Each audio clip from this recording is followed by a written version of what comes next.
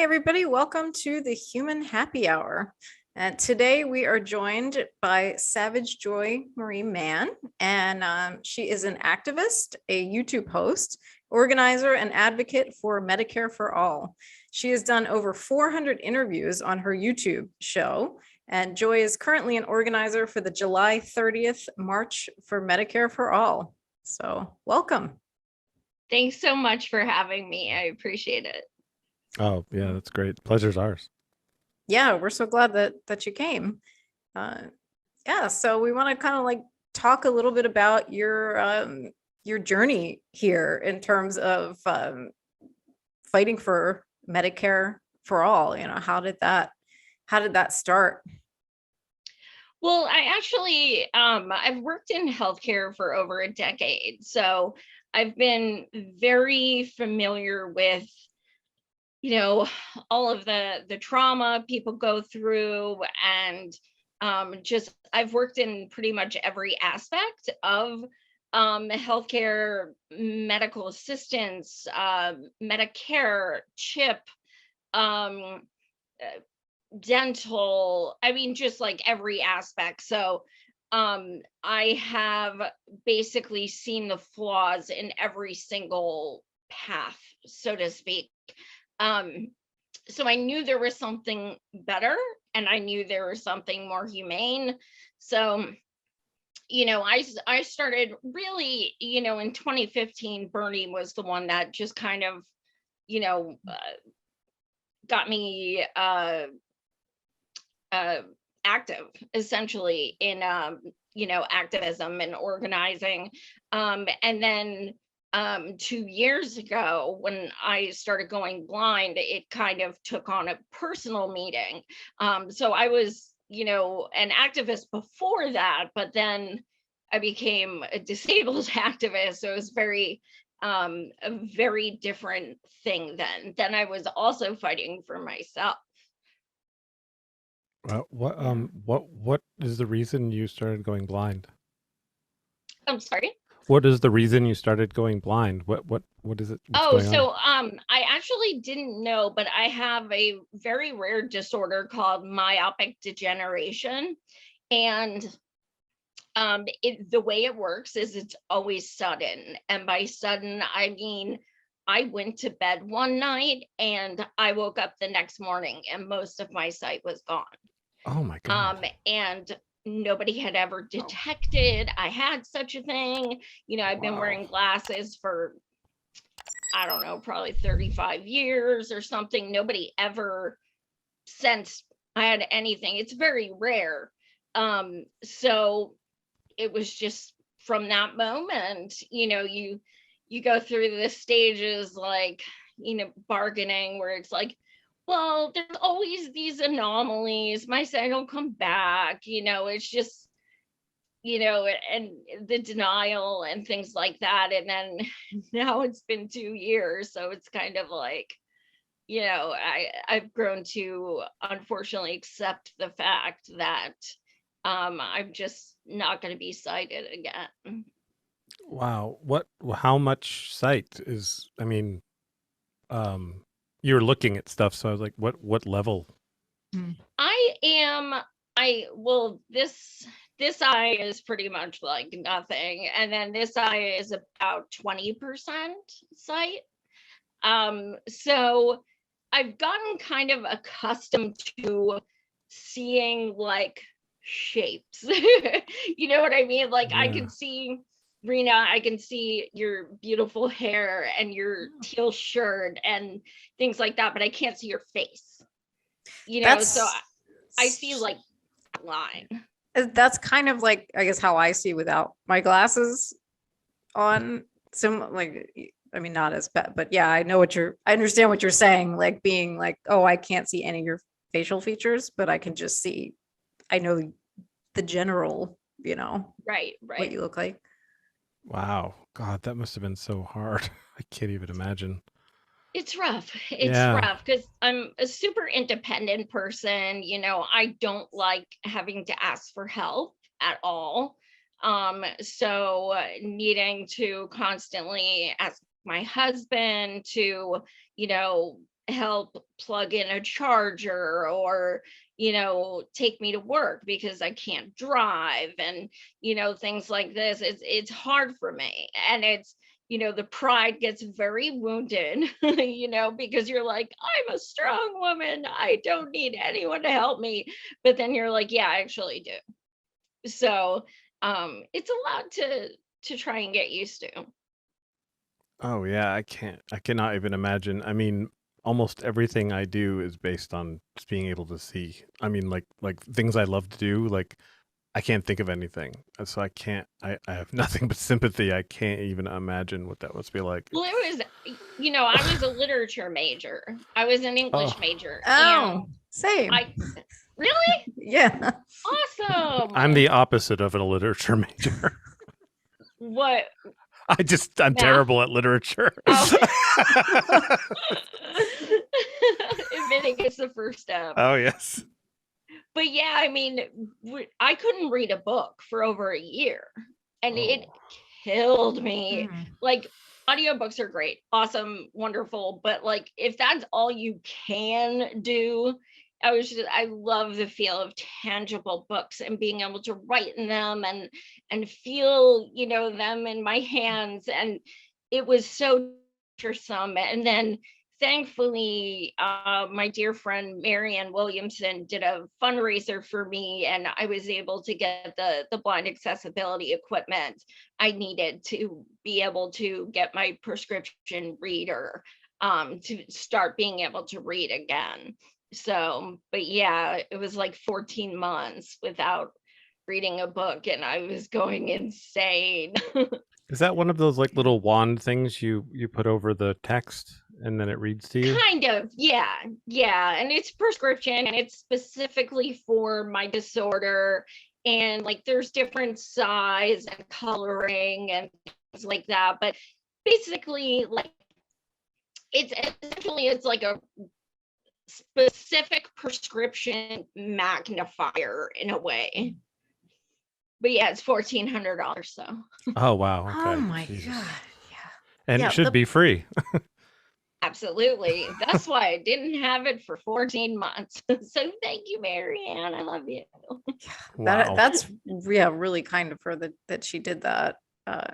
She has been my biggest supporter. There's no question. For over a year, she came on my show a little over a year ago, and we just connected. And she said, how much money do we need to raise? And I was like, what? Wow. And then she was like, create a GoFundMe. Let's do a fundraiser. And I was like, oh my God. So she just, we talked for 1 hour, and she just kind of picked me up and stuck me in her pocket. And we've just been close friends ever since. She's amazing. Oh, that's nice. Did you meet because you had her on the show? That was the first time that you met? We have met in person several times. Yeah, she was our keynote last year at our DC march, and I was MC. So, and then also we hung out in May. We were both at an Assange protest in DC. So we got to hang out then too. Oh, what protest? Assange. Julian Assange. Oh, okay. Sorry. I heard massage. I'm like, why would you protest a massage? Oh my I was like, please tell me you know who Assange is, please. Yes. Well, it's like if I said Sylvester, you could think the cat or Sylvester Stallone, but I'm like a full name kind of person with certain people. Oh, gotcha. I was like, I knew that. That's why I was like, let me say the name. Yeah, that's me. Yeah, we're getting, as we host together, we're getting to know each other's like little quirks. Yeah. You don't have any quirks. You're just like perfect. She's always helping me. That was very sweet, but I think my quirk is I'm like, we have to follow the question list. Like, that's a good quirk. I guess it's I gotta say, I have been interviewed probably 100 times in the past 5 years, and nobody has ever sent me questions before. I was like, oh my God, they're like organized and shit. Like, Oh wow. I was like seriously impressed. Oh, what? That's great. Oh, Well, well, that's thank everybody you. but me. Yeah. The random questions that you'll get in between, that will be Jayson. That's the surprise. That I'm an open book, even if you're illiterate. That's what I say. That's hilarious. Yeah, but I totally know what you mean about like that, just wanting to read and, you know, like hold it in your hand. Maybe it is like an English major thing, right? Like, because even like I read plenty of stuff online, but I'll still buy books, certain things that I want because I want to hold it in my hand. And yeah, and audiobooks I just don't really do because I want to look at the punctuation. Really. Yes. Like, Oh my God, yes. Oh my Like god. I reread Catcher in the Rye for like the 100th time, and I'm like, yo, there are some serious missing commas. And I started taking pictures of like all the typos and stuff. And I was like, you know what? This is offensive because this is my favorite book. And there are some serious issues grammatically in here. I wonder if it's like something happened in the reprinting process, or if that is I was thinking that, or original. possibly over the decades, like new grammatical rules or something like that. But Oh yeah, maybe somebody didn't adjust for AP style or something. right. This is Jason's like, some, what's going on? this is some kind of payback I'm getting for all the different like sci-fi nerds that we've had on. And like Yeah. we'll be talking about D&D and we'll be talking about, you know, Star Wars and stuff or whatever, and Rena's or video games. And now it's literature revolution. Okay, so you're really gonna hate me. You ready for this? I'm ready. I've never seen Star Wars. That's fine. It's like, that's fine. I'm actually I'm surprised when some people are able to avoid it. I get, because it's been, I feel like lately it's been like shoved out, like with all the new ones. Like, and I will say I only like the old. I don't like. I've seen it. Spaceballs, and I love that. Then you've I seen like Star that. Wars. It's pretty much the same thing. Okay, then good. Yeah. It's not a requirement. Well, I do get kind of like, Yeah, it's weird. It's like, well, I've never seen Godfather 2, and people like freak out. I've on it. never seen Godfather 1. It's not as good as everyone says it is. Yeah, actually, Or I've never seen Godfather either. Yeah. If you've seen Sopranos, then you no longer need to see Godfather because it's I have, pales in yes. comparison. In my opinion. No, it factually pales in comparison. I think when things are like super like famous, it just kind of turns me off, I guess. I don't know. Like maybe subconsciously I'm just like, oh my God, I'm so sick of hearing about Star Wars. I don't care. Like I've never seen Yeah. Lord of the Rings or any of those things, or Okay, Harry now we have an Potter issue. Jason, so I read the Lord of the Rings books Of like course years you ago. did. Did not like those, and Yeah. then tried watching the movies, and I was like, I don't like this either. Yeah. It was like I don't like It's any not of it. for everyone. I understand.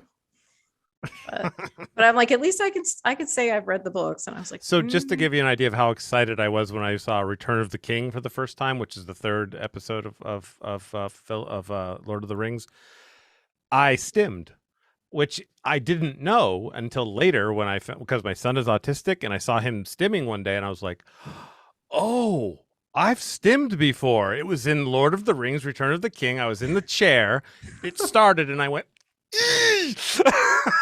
and I was like, oh my God, I'm on the spectrum, I think. And then it just started spinning in my head, like all these parallels that I have with my son. But yeah, so it made me stim. That's awesome. that's a good story. Free I like overload. I like that. Yeah. All right, so I'm gonna like periodically pivot us back to our some of the key things that we want to talk to you about. I will be periodically pivoting us away. Yes. I mean, I love my downstairs we literally modeled into a theater. So we have red velvet ropes and a red velvet curtain and framed pictures of all our favorite films. And so like when it comes to shows and movies, I'm just like, yeah, let's go. Nice. So I don't mind. That's awesome. I bet that's really fun to watch there. It's I mean, I can't see it, but I listen. Oh, God. I do my best. Do you use that option where it explains what's going on? Like, I find that so distracting. I was wondering if that was distracting because my I've God, accidentally had it on before, and I'm like, does this help people? So does it talk over the the dialogue? It's like she walks into the room, she's wearing a pink dress or something. It'll say stuff like that. Oh, like just while over. they're talking. Yeah. Yeah, And that I'm would like, blow I'd up my rather brain. hear Yeah. what they're saying than they sauntered in and blah blah blah. Like, no, it's because your imagination probably is better than what they're saying. Yeah, absolutely. Things, you know, when you lose your sight, you have a way more vivid imagination when it comes to things like that. I bet. Yeah. I feel like English majors also have that vivid, you know, so it's like it just but because I have reading, a vivid right? imagination too. I know you do. If you like D&D and stuff, obviously. Yes. Oh yeah, that's it. Like I hate reading, but I've read literally every book in the D&D collection. Dork. Yes. Absolutely.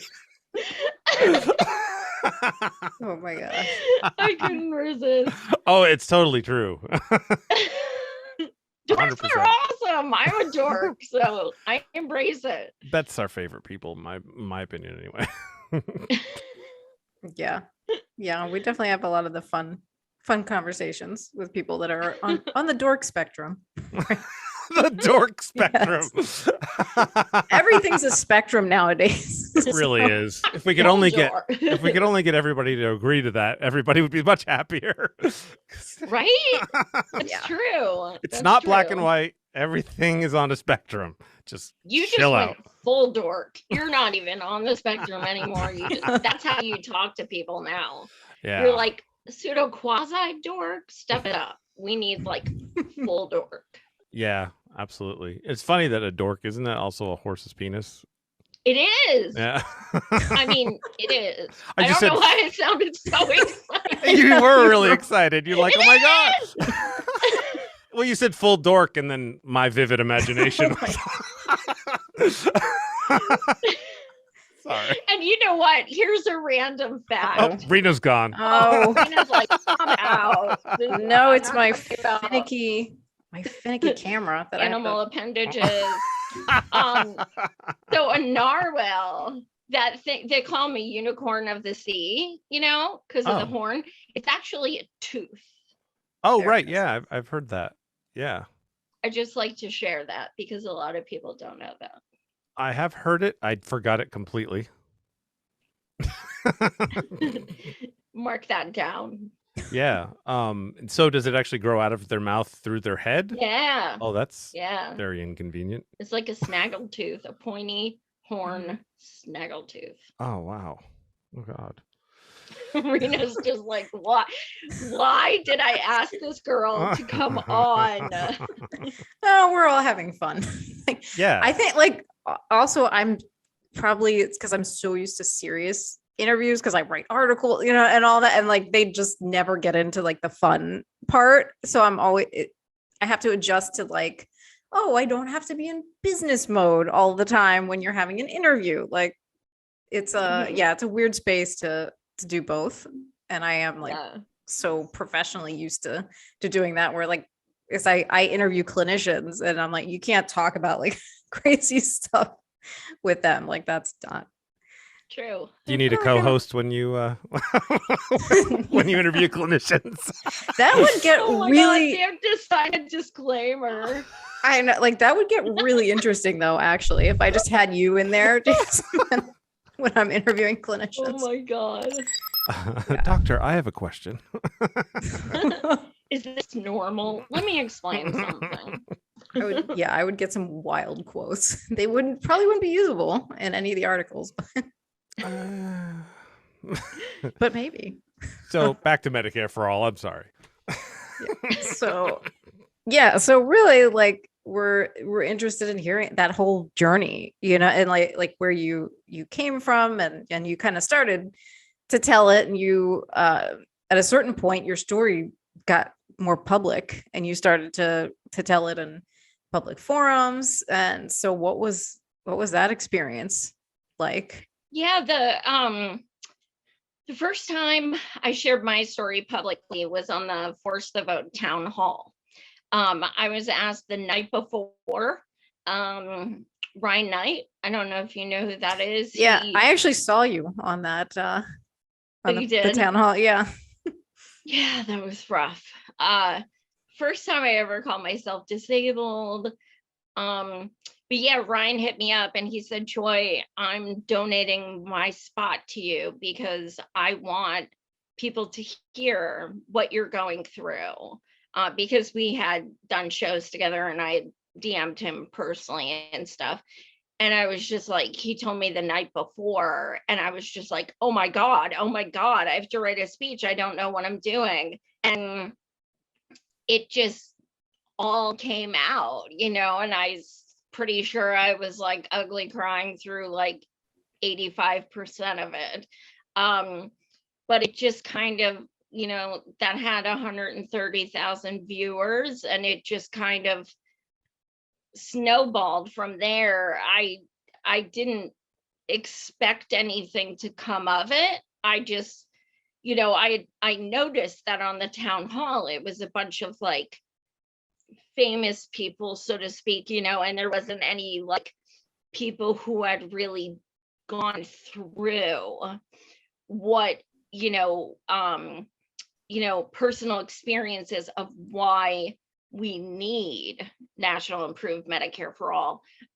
So I made a post about, I don't understand why, a forum about healthcare has no disabled people and no victims of our violent capitalist system. And, a few people saw it, and I was not expecting anything to come of it. I was just ranting. And then the next day I was, Brother Cornell said, we had met prior, like a year prior. And he was telling me like, he heard of my story and stuff like that. So that was awesome. And it just kind of snowballed from there. It was very unexpected. It just kind of, I became like some kind of like healthcare public figure, social media person or something. And it was awkward, and it could still be awkward, but it's very humbling at the same time. I try my best to highlight other people because I know I have a platform. So like March for Medicare for All, we did a summit where we had over 20 hours of panels, and they were all like real people. Like we had a disability panel, a panel of people of color talking about the disparities in healthcare, climate and healthcare, pretty much like every topic you could think of. And we were so proud of doing it because it was people who you've never heard of, but who deserve to have that voice, and I'm doing another, I'm holding a women's disability empowerment panel on Monday, and for all is, and these are women, most people likely have not heard of either. And I just feel a sense of obligation to, like a lot of people are already familiar with my story. my disorder is rare, but my story is not at all. So I think it's important to just kind of give other people a platform. It's very like, pardon the quote, but not me, us. That's kind of how I like to do things. Why don't we have Medicare for all? Like, what's your opinion on that? I think the easiest answer is money in politics. I think that is like, if there's one sentence, I think it's that. It's, basically there are no elections, there are purchases. So as long as, like, okay, I'm in Pennsylvania and I have this dude, Bob Casey, and Bernie came out with this legislation to cap prescription drugs at Canadian prices, and Casey voted against it. And why did he? He had over $200,000 in big pharma donations. So I started a petition. I went to his office because I'm right next to Harrisburg. Walked in his office, dumped all my prescription pill bottles on his desk, and gave him the petition. And I'm like, this is like, That's awesome, by the Yeah. way. I was just like, I live right by Harrisburg. They know me there. They know me because I'm gonna use that. Like, so, that is just one of so many examples of, all of these donations are public, and people may say, well, it doesn't matter because it's just to run their campaign. But here's what it's saying: when you take even $100 from Pfizer, you are now saying, I have your back. I will not make you regret this $100. You are investing in the fact that I will not hurt your profits. That is what that contractual money means. It doesn't have to be in writing. Every politician knows this. Every rich person knows this. And I think, unfortunately, there's still so much cognitive dissonance and people, especially as far as Dems, everybody wants to believe, oh my God, but they're still better, but they're not doing anything. That's the point. So without holding people accountable, nothing is going to change. When people, constantly office state and use, attempt rationalizations and refuse to hold politicians accountable, why would they change? For what? They're allowed to do it, and they get your vote anyway. So that is also a huge part of it. And because frankly, as Americans, we ask, we don't demand. If you look at other countries, if you look at like France or UK, they literally will call up their neighbor and be like, yo, we're getting in the streets, and like 100,000 people are in the streets like that night.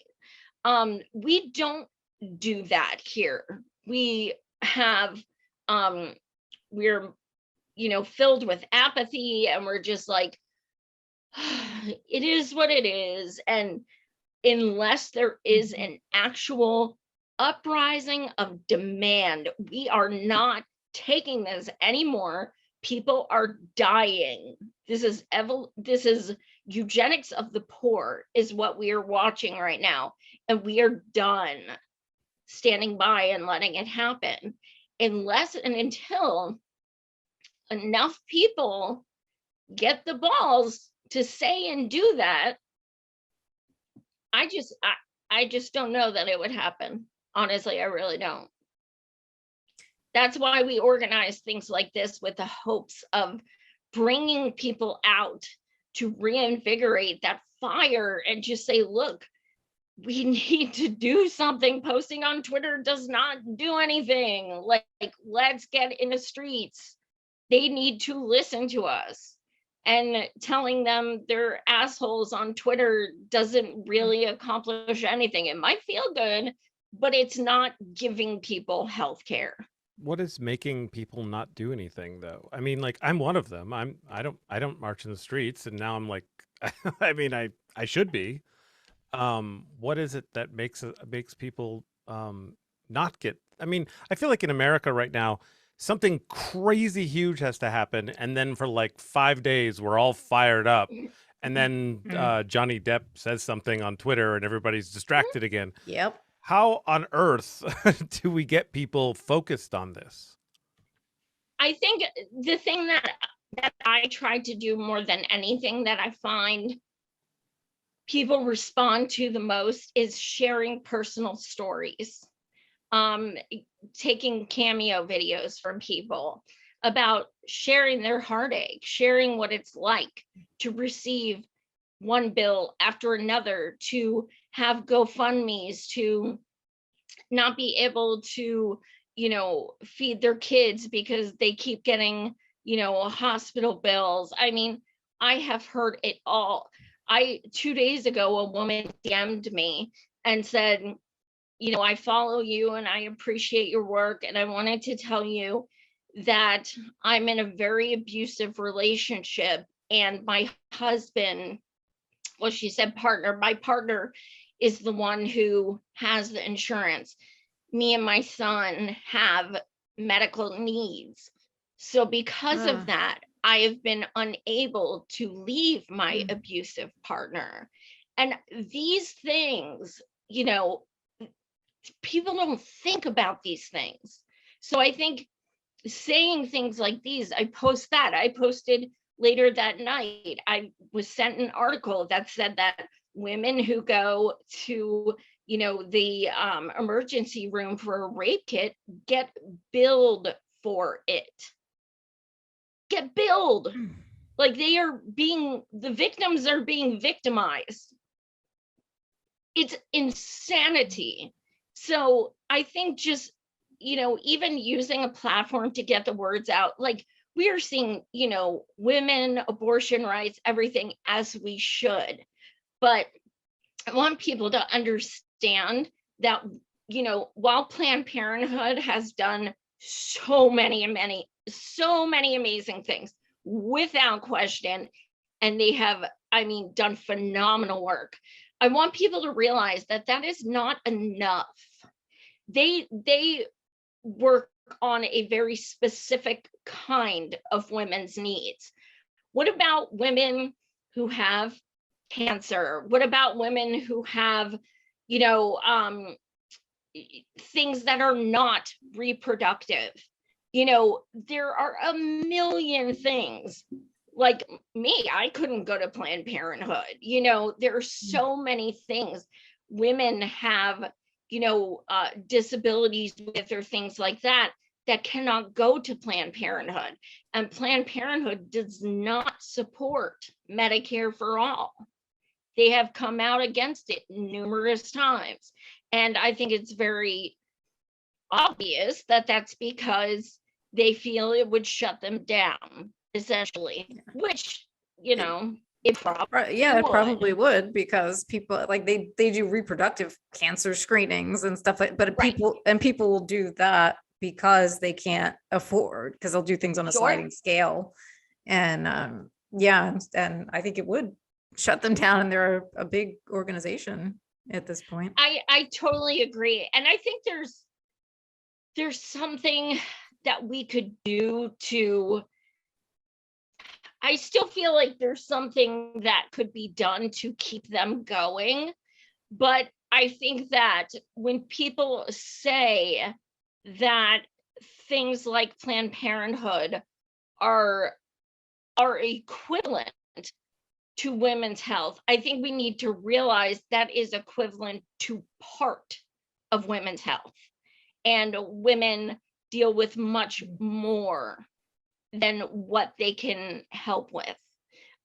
So to me, anybody who says they're a feminist who is not fighting tooth and nail for everything, meaning dental, vision, hearing, literally everything, that's not being feminist.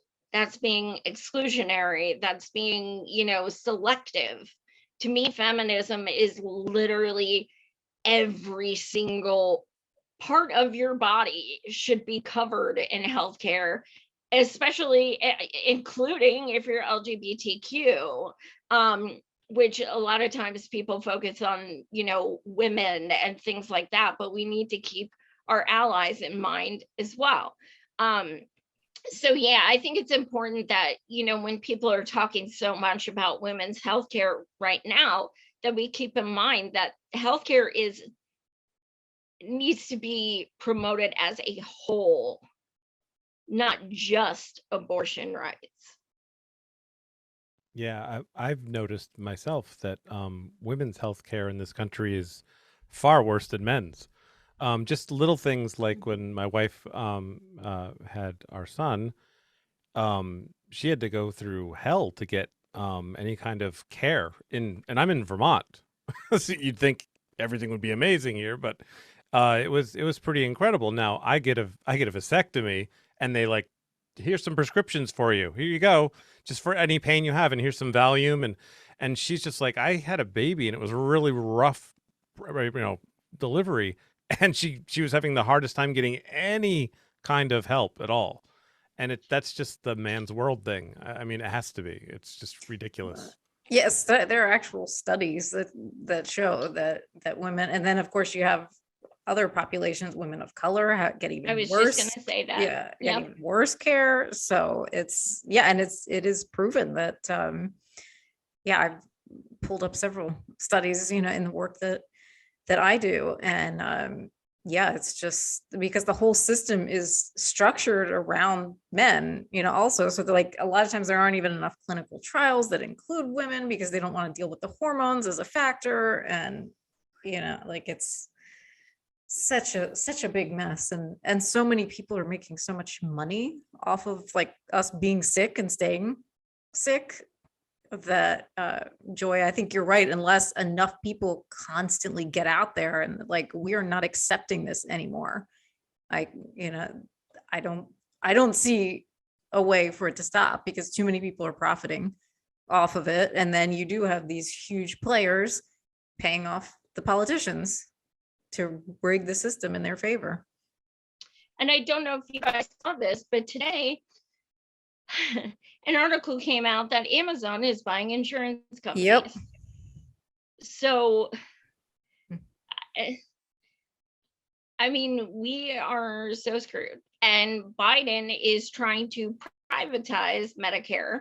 He's pushing Medicare Advantage, which if there are any disabled people or people over 65, please do not ever, ever, ever, ever sign up for Medicare Advantage. It is horrible. I've worked in it. It is awful. It will cost you so much money, and it is not a good program. And that's what Biden wants to force feed everyone, and he wants to privatize Medicare, and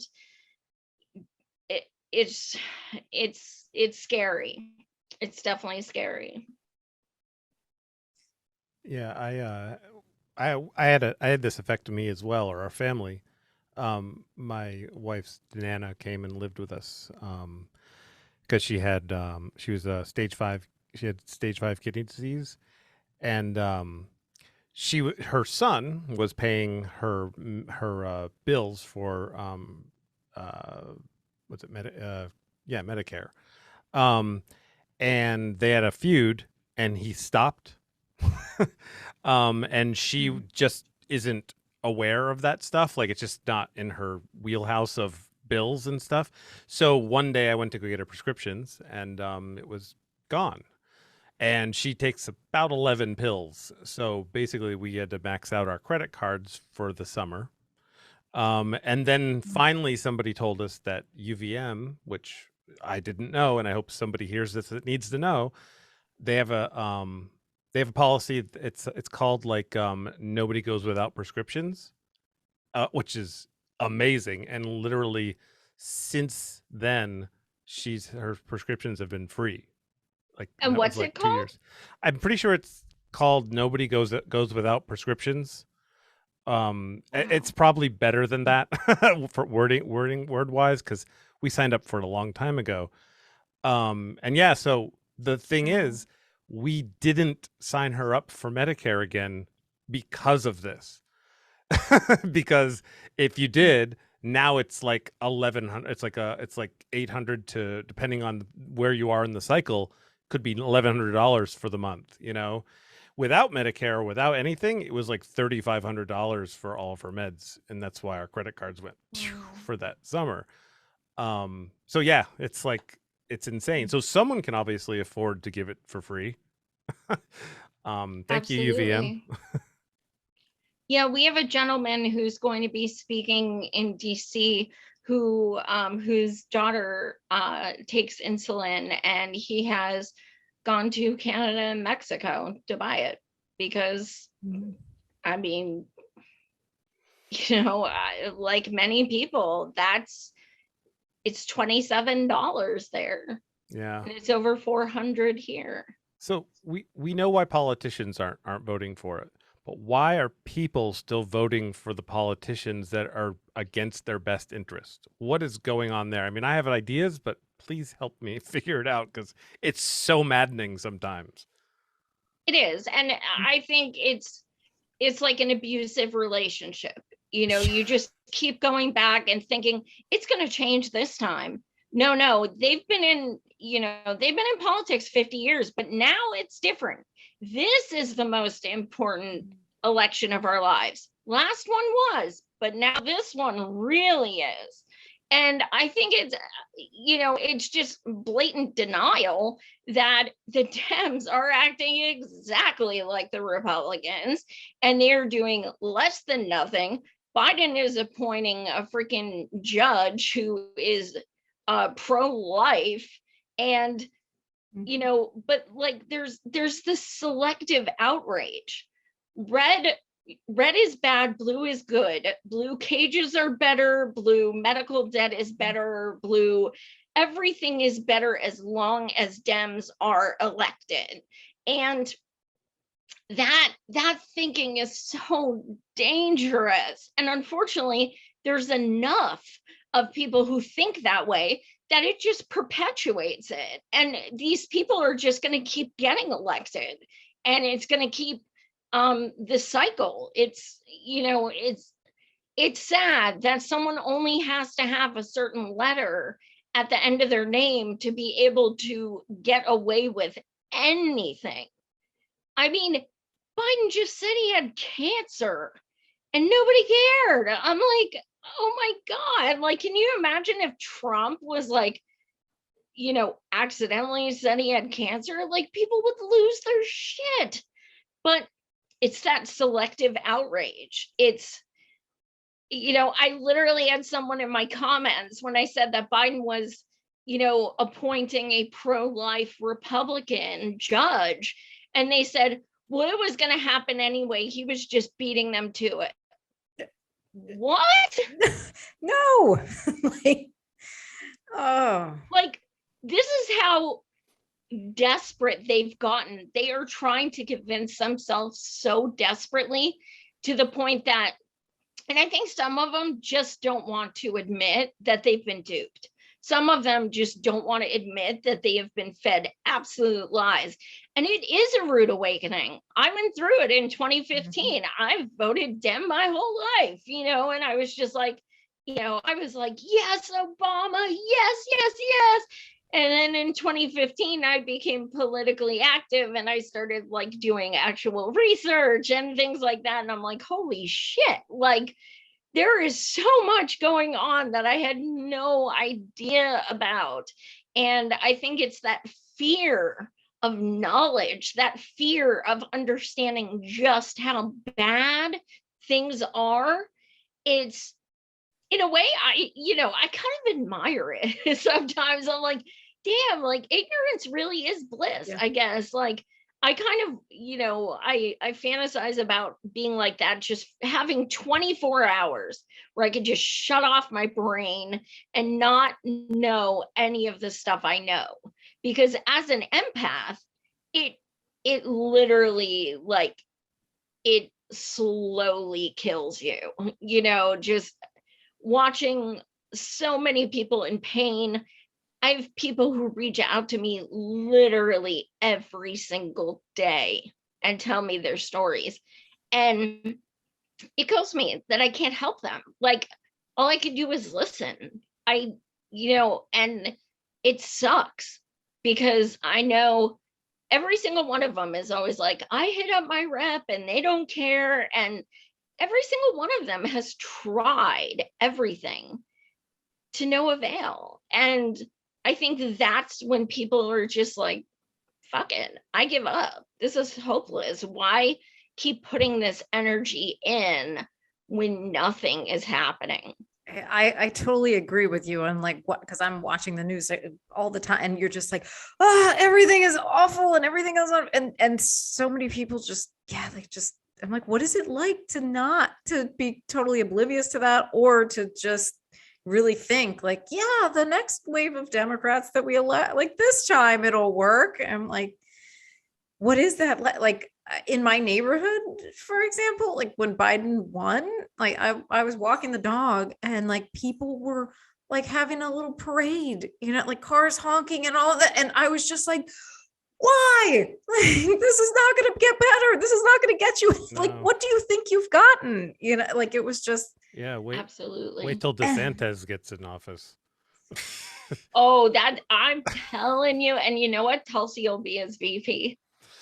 Yeah, that's gonna be like so much worse than Trump because he's actually competent. That's the thing. Trump had connections, but he had no political, clout whatsoever. You take someone like DeSantis in there, oh my God, Trump is a cakewalk. Yeah. It is going to be bad. And, if the Dems lose, which they quite likely may, it's on them. And we're going to have to pay for their karma, just like we did when they fucked Bernie in 2016 and in 2020. And, it's just, it's going to be on them, but they'll make bank. Their donations are going up as soon as, Roe v. Wade happened. Their donations. They had the fundraising. And you know what? I've worked in that, like, I'm like, you didn't just write that today. You all had this, that's the thing that people don't think about. I'm like, they didn't just write this today. Yep. Somebody composed this a few weeks ago. So they're already prepared. So it's like, think about that. They have been preparing to ask you for money instead of actually doing something about it. Absolutely. Absolutely. Biden has the ability through executive order to do so many things, including Medicare for all. There is, it's called 1881A, and Libby, Montana, their air quality was bad and it was making people sick. So in Libby, Montana, they came up with 1881A, which gave them all Medicare for all, everybody in Libby. And this was 4 years ago. They still have it. So because we've been in a pandemic, Biden literally could have done an executive order of 1881A over 2 years ago.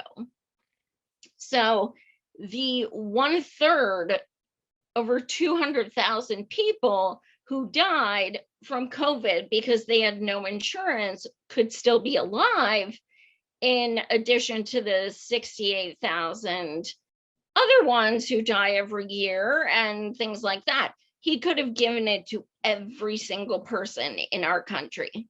He knows. There's no way he doesn't know. Is this the end of our empire? It's been over 200 years, isn't it? Are we gonna go down now? Because I feel like that's where it's all headed. I know that sounds a little doomy, but I feel like America, it's time to step down, and it's kind of the timing is right. It feels like that to me anyway. I didn't used to feel this way. I used to be all optimistic. Um, I always thought, well, rich people and the politicians, sure, they're stealing money from everybody, but they don't want America to fail, so they'll just ride it out to the end and then bring it back. They'll keep pulling it back. That was kind of how I was explaining everything. But I think they're kind of too greedy and stupid now to save anything. I think they're going to take too much. Absolutely. They've been getting away with things far too long to change it now. And that's why I interviewed Stephen Donziger recently, and I said, is the power of the people stronger than the people in power? And he said, yes. And if there's one person who could make me feel that way, it's Stephen, because of everything he's gone through. So the fact that he still believes that does give me some hope. But it's up to us to activate these people. And that's one of the things I love about organizing so much, is because when you are in that moment and you are standing with people, that is the only true solidarity there is. You may think you have comrades online and stuff, and you do, but when you are standing there and you are next to each other and you are embracing each other and you have your fists in the air and you are listening to people's pain and you are holding your signs and you are marching with them, like, there is no better feeling. That is solidarity. That is so inspiring. So that's why I love doing stuff like this so much. Everyone leaves feeling like invigorated, like it's a new start. Let's go. I feel like I've missed out a lot because we have marches in Vermont, but I always feel like it's like, I don't know, weird to march in Vermont sometimes because it's like, we already agree, so do you. I wish I would have done more, and I guess Oh, you're in Vermont? Yeah. Oh, I love Vermont. That's awesome. It's a wonderful place for sure. That actually reminds me, we both know somebody. We both know Bernie. Well, I mean, I saw a picture of you with him. Oh yeah, I've met Bernie probably 15 times now. Yeah, at least. He used to come into Costco when I worked there, so that's how I first met him. He loves Costco. He does. Yeah, I was in Vermont because I was going to his birthday party. You know how he does the birthday on the boat? Yes. On Lake Champlain. Yeah. Ethan Allen. Oh, wow. 14-hour train ride. Nice. It was worth it. Oh, yeah. So how do you get invited to Bernie's birthday party? I'm curious about this. I harassed everyone I knew. I knew a lot of people on the campaign and just kept, come on, like literally, like it became my full-time job in my head. I gotta go. So yeah, I just kept harassing people until it happened. And how was it then? Oh my God, watching him and Jane dance, and oh my God, there were maybe 200 people, very intimate. It was at sunset on Lake Champlain, and there was music and an open bar and cake and food, and oh my God, it was wonderful. Everybody just had such a blast. It was awesome. Well, that's you great. Usually don't get to see him intimately like that, because the times I've met him have typically been at rallies.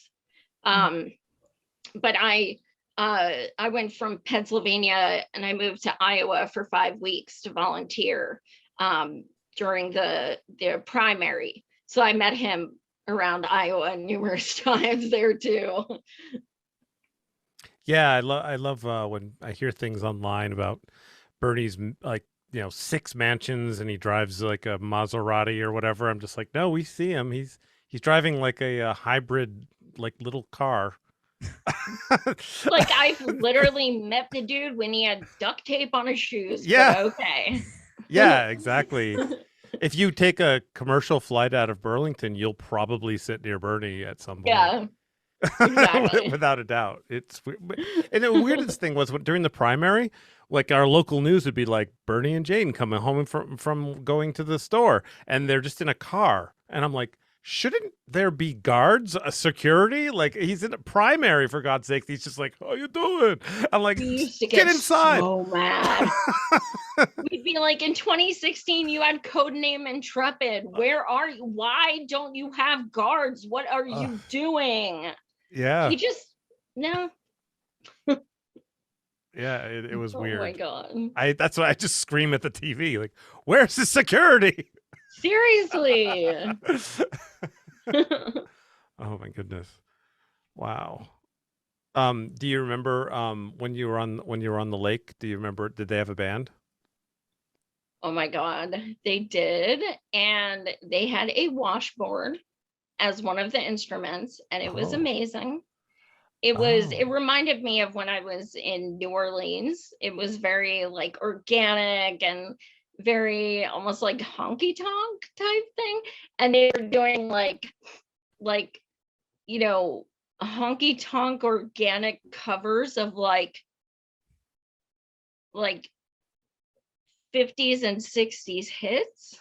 I wonder who it was. Really weird. Because I know a lot of bands in the area. So I'm just wondering who it was. I'm gonna have to look that up, unless you remember the name. But Oh, I couldn't tell you. Yeah, Yeah, I I'll have to don't look that up. remember. Jayson has me convinced that every person in Vermont knows each other. Just- That could be. I mean, I organized a thing the night before at a bar, and I cannot think of what it was called, but it had like 1 million lights. It was in Burlington, like 1 million lamps. And I had like Dave Zuckerman speak, and you know, just a bunch of people the day before Bernie's birthday party. So yeah, I met a lot of people, and Mike the mall punk. I love Mike. Oh yeah, actually, my friend went to school with him. That old video you're talking about with Bernie. Yeah, I was showing her that. She's like, I went to school with him in Burlington. So yeah, we all do know each other. It's at least 2 or 3 degrees of separation at most. It's such a fascinating thing to me, like, because I mean, I live in Los Angeles now, so like, just, I mean, I didn't grow up here, but I grew up in an area like in Baltimore, in the county where like people do, like, everybody knows everybody, at least in that area. And I was like, I do not like this, get me out of here. But yeah, it's so different, like being in LA, because you get out like so different, like so many people. And so I've been out of that frame of mind of like, oh yeah, people know each other. And so every time he tells a story about people in Vermont, I'm like, does everyone know each other? And like but at least even in my experience in Maryland, it was still like the county, or, you know, like it wasn't like the whole state. It seems like in Vermont, it's like the whole state. Everybody somehow knows everybody. We all bonded back when we only had 3 channels and 3 news shows. We all knew each other because like, oh, Fred's cows got out, you know. And now that generation has just moved up to now. So now that we're on the internet, we're all Facebook friends. It's really weird. It's true. It's bizarre. So Joy, talk about your efforts right now on like the March for Medicare for All, and what's going on, and how can people support it? You know, what do you need now? Yeah, for sure. So last year we did, we started with one march in DC, and then New York and LA signed on. And then by July 24th, we had marches and actions in 56 cities across the country. And that was a little bit of work. So we were all kind of like, we didn't anticipate that happening, but people just kept saying, can we do one? Can we do one? And it was we're all volunteers. So we were just like, wow, this is insane, but hell yes, bring it on. So this year, we decided let's do one big one right in front of the Capitol, and let's just all come from across the states. And we have speakers from across the states. All of our teammates are from across the states, and we're just all going to DC. Our week of action starts tomorrow. Indianapolis is doing a solidarity march with us tomorrow to kick off the week of action. Monday, the easiest thing is to go to m4all.org.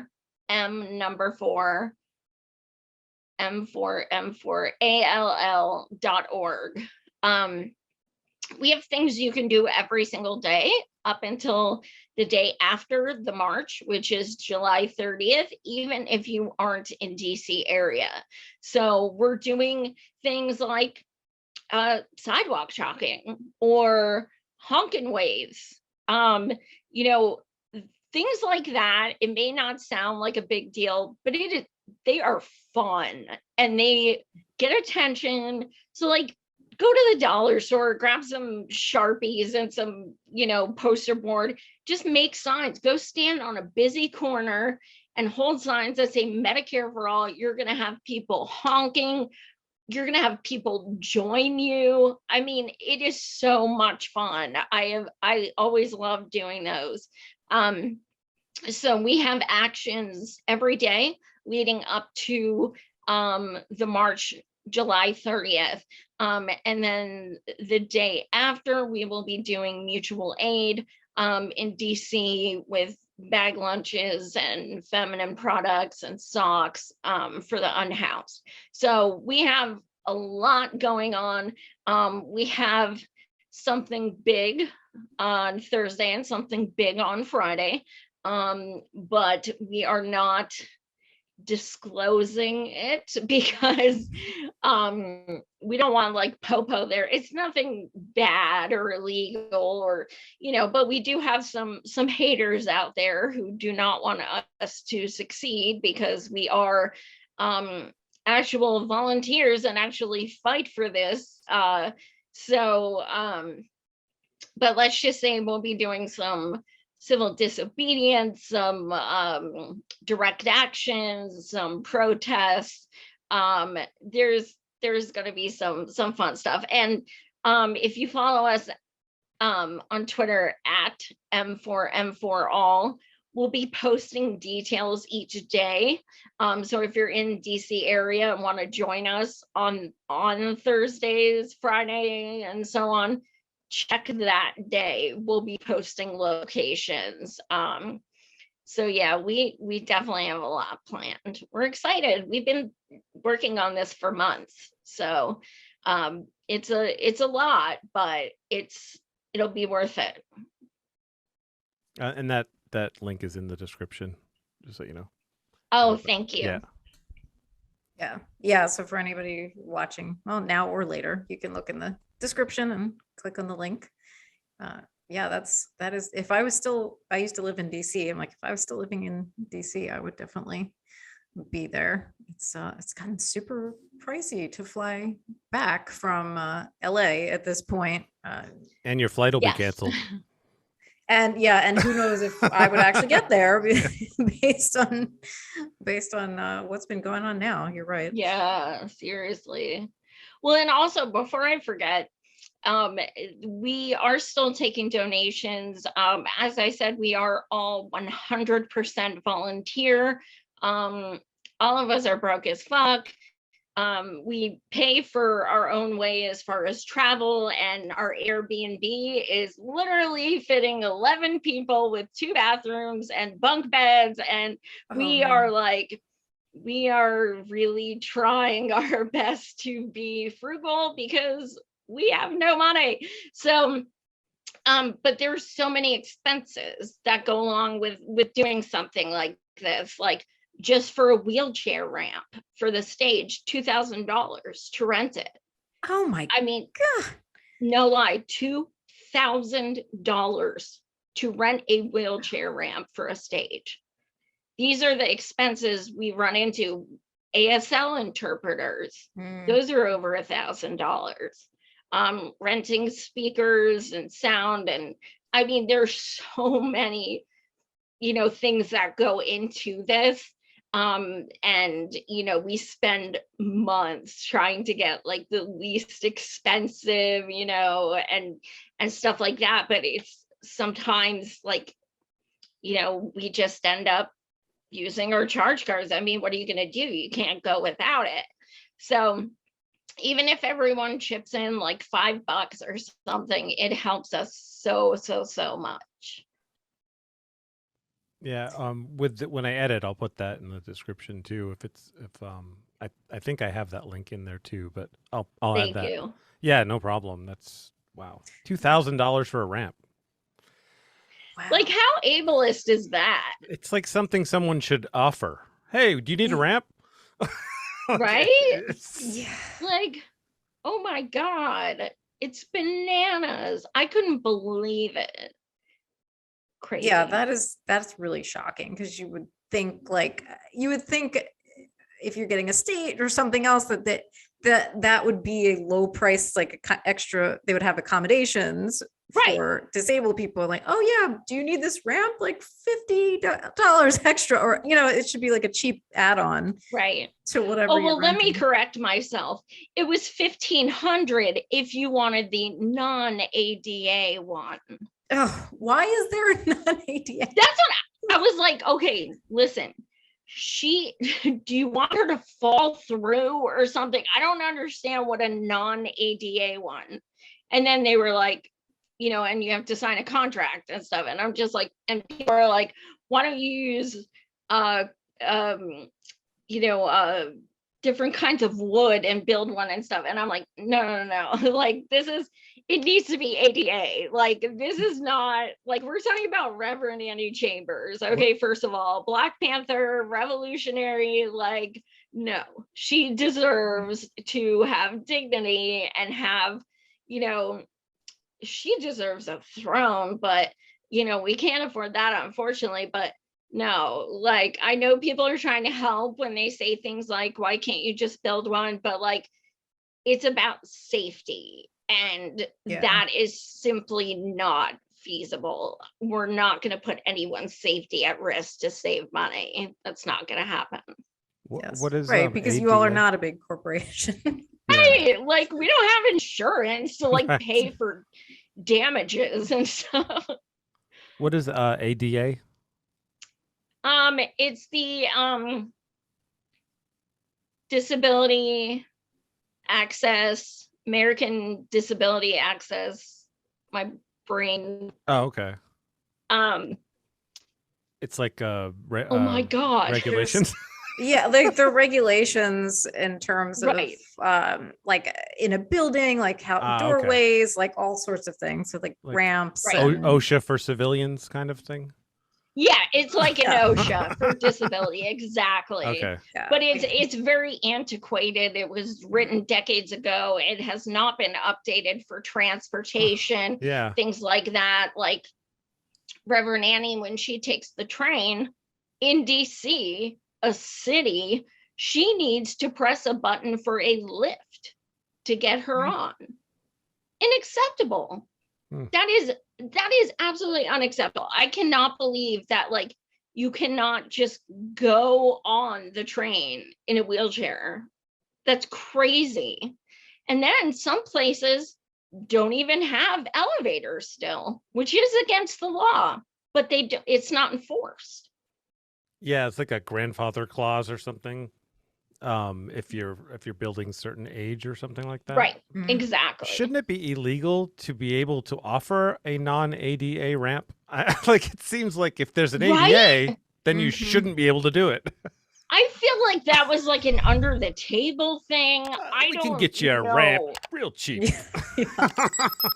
Like, let me tell you guys, I like you, so let me tell you what I can do. Okay. Yeah. Oh my God. It almost like, It's either $2,000 or if you meet me at 2 a.m. in the morning, I could do it for $1,500, and it's not an ADA. It's not a swatch. It's a swatch, but still, it looks the same. Oh, That's man. insane. So I would imagine, like, so even if people don't see this, like, because it's coming up on the 30th, right? Like, I would still imagine that donations would be helpful, right? Like, because I'm sure that Absolutely. you all have a lot of costs that you'll She's still not need done. to be. Yeah. Oh yeah, and we are planning actions throughout the year. Our marches get the most, traction and what have you, Mhm. because they're big events. But we're also, I mentioned 1881A. We're actually working with human rights lawyers to file an official grievance and complaint with the United Nations for not enacting 1881A during a pandemic and letting all those people die. So we will be going to New York with human rights lawyers to file this officially. So we have other actions we're working on. So yes, donations are certainly helpful always. But yeah, right now we have a whole lot of debt for the 30th. Wow. Oh, that's pretty incredible too, that you're working with those lawyers to do that. We're hoping that at the very least, it at least gets coverage, because so many people don't know what is 1881A. So the more people realize, holy shit, like Biden literally could have done this. Like he could have saved my neighbor by the stroke of a pen. Like the more people know this, the more outraged they should be. So we're hoping at the very least we'll get some news coverage and people will be like, wow, this is crazy. This is a human rights violation. And hopefully it'll at least, start conversations. Yeah, I think, like, having worked in media for so long, and especially like in the health space, the sad thing about that is like how much pharma owns them too.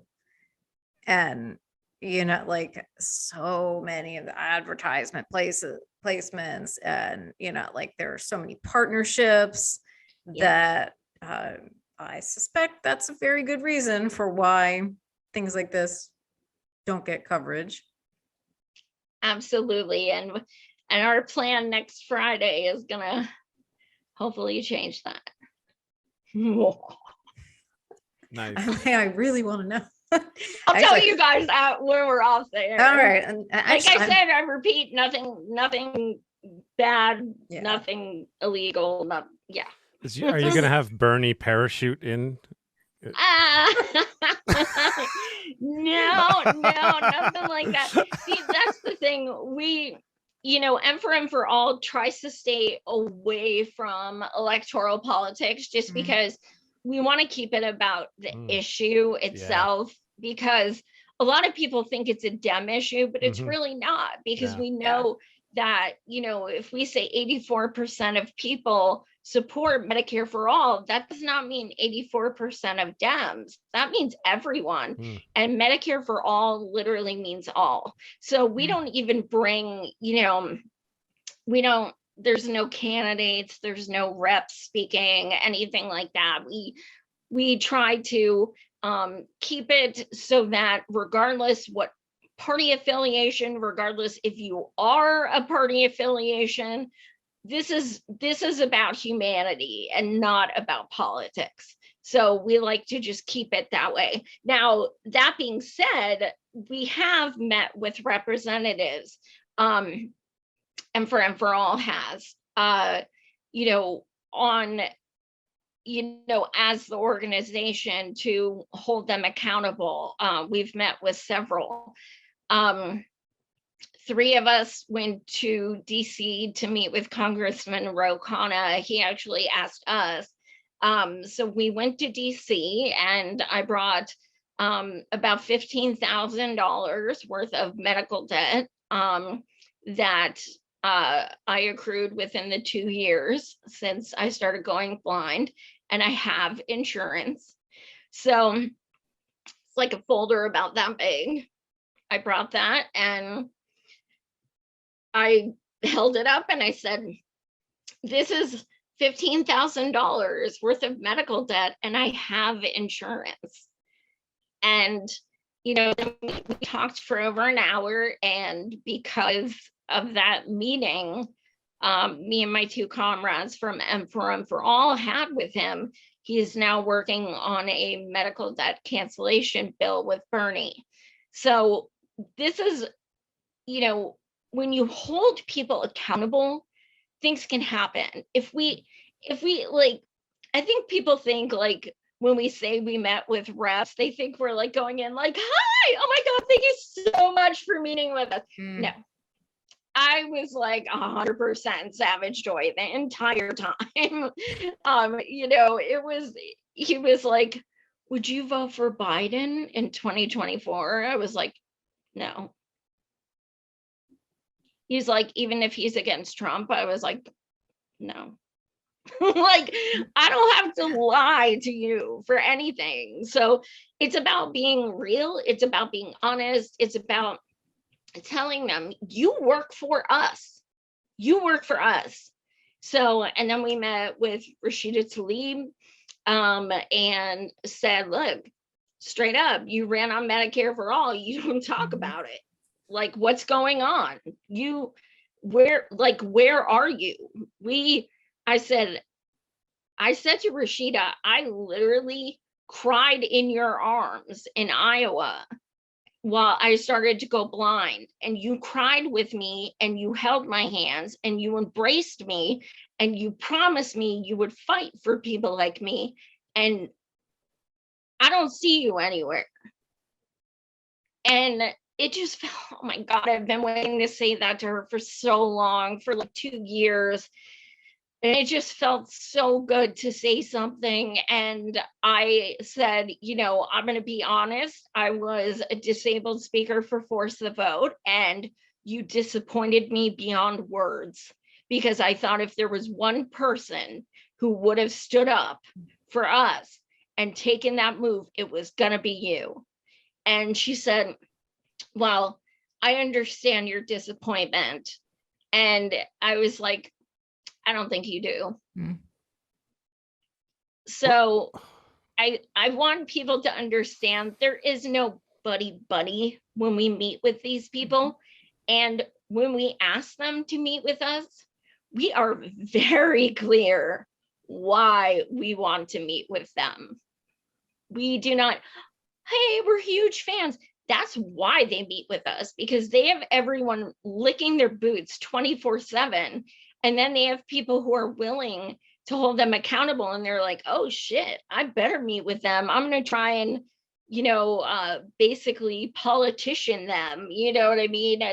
And it hasn't worked on us, because we're not going to squash an opportunity to say what a bajillion other people wish they had a chance to say. Yeah, I think you're so right. It's about, they need to feel uncomfortable, like, because absolutely, look how uncomfortable everybody in this country is. Exactly. You know, like, exactly. So they have to feel it, you know, and that's good for you all for doing that, like, really. And, you know, and I hope more people will do that and realize, like, yeah, it's not about, like, I think people, you see a lot of this narrative around like the squad, you know, people, and they're like, oh, well, we don't want to be mean to them, or, you know, if we're mean to them, then they won't do this. And to me, it's like, it's not about being mean to anybody. It's not personal, right? Like, you're not talking about them as a person. You're saying, like, you made some promises here. I supported you based on these things, and what's going on, you know, and like, here's how I'm suffering because of your inaction. And I'm like, to me, that is not personal at all. That's exactly. Yeah, exactly. And now it came out today that AOC said, essentially, I'm not doing healthcare right now. And I believe that, because we asked everyone on the Progressive Caucus to meet, Pramila, sent her legislative assistant because she wasn't in DC, so that was nice. But AOC responded, her person responded with, "We will be declining this meeting." Didn't say why, didn't say I'm busy, didn't say you're not a constituent, didn't say go F yourself. It just said, we'll be declining.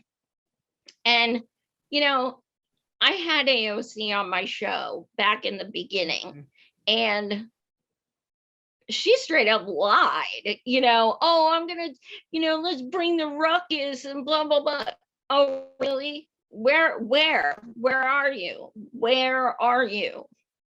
Because I see you on Vogue magazine. I see you on, you know, RuPaul's Drag Race. I see you doing these things while people, even your own constituents, are being, you know, are unhoused and are suffering. And you're too busy, like, going to the Met Gala and stuff like that. Like, it's not okay. And people need to understand that's not an attack. That's accountability. That's us saying, look, we got you elected. We did that. You could not have won if it weren't for indie media, if it weren't for your volunteers, if it weren't for your donations. And then you turned around and you gave over $100,000 of other people's donations to establishment hacks like Connor Lamb from my state, who is a straight up Republican.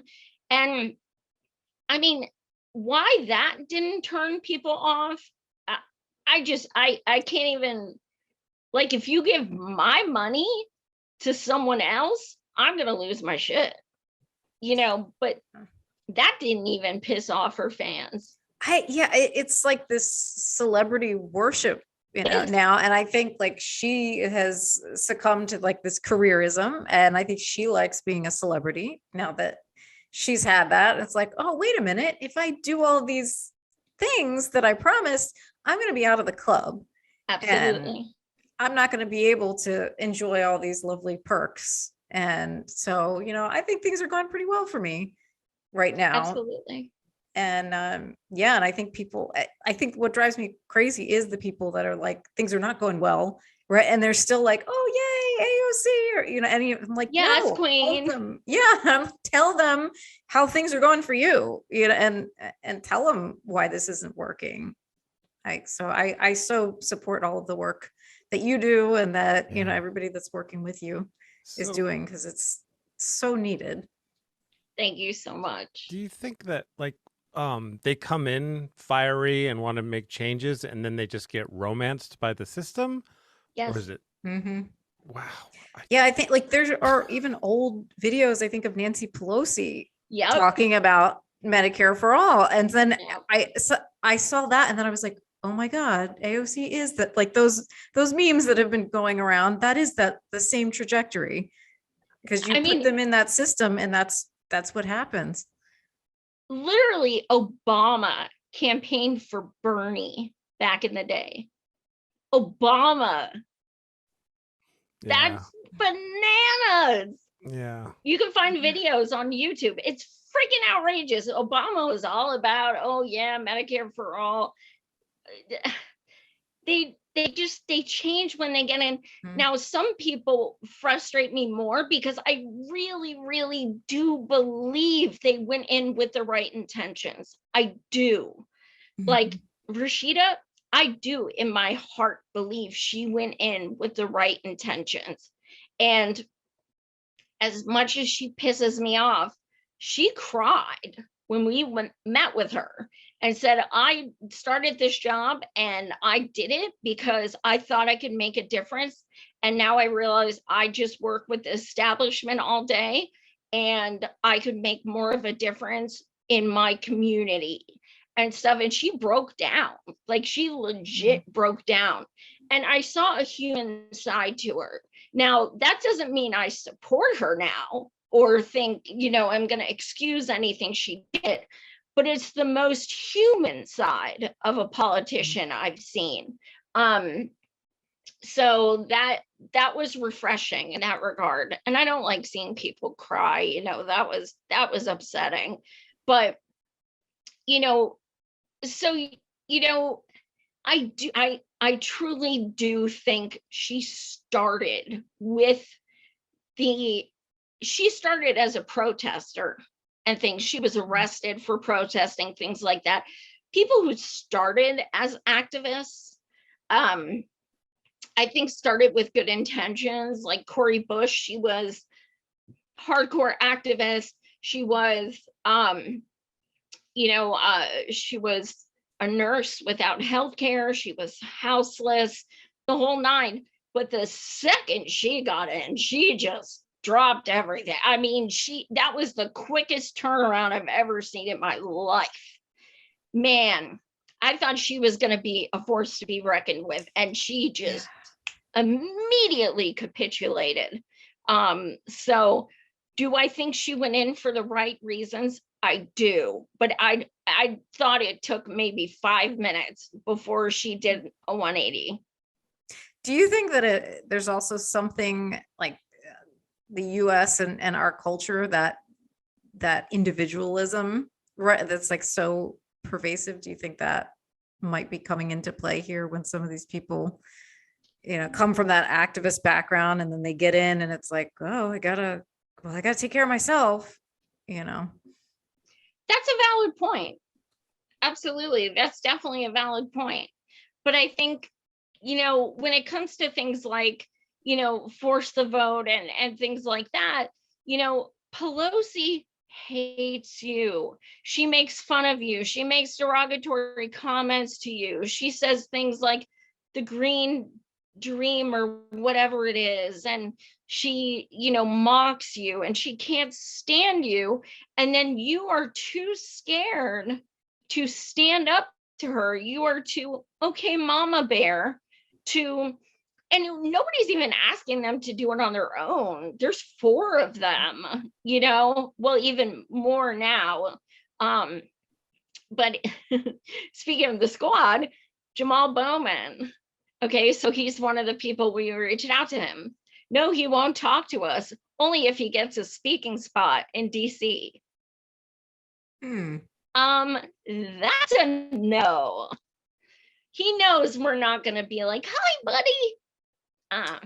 Not going to happen. I gotta stop because we've been ignoring the chat because we've been so engrossed in your conversation. Oh. So there's a couple questions in here that I'm going to read for you. So Drew has a couple questions here. So the first one is, with all these structural barriers, what is the path to actually passing Medicare for all? Well, I mean, honestly, the way that it's going to happen is the way that change has always happened. And it's going to be when people get in the streets and demand it. We are not seeing change in electoral politics. It doesn't happen. It hasn't happened. Civil rights movement, people in the seat. Women vote in the street, women voting, people in the street. Gay rights movement, people in the street. We need a serious uprising. We need people. I cannot believe COVID started and all those people were out of jobs and all those people 13-hour lines at food banks and stuff, and there was not an uprising. I absolutely cannot believe that. It blows my mind that did not cause like a UK style, let's get in the fucking streets, end of story. And we cannot count on politicians to do it. I don't care which politicians, I don't care how much you love them, I don't care. I have a Bernie tattoo. He pisses me the hell off. I put no faith in politicians. At this point, I'm done with electoral politics.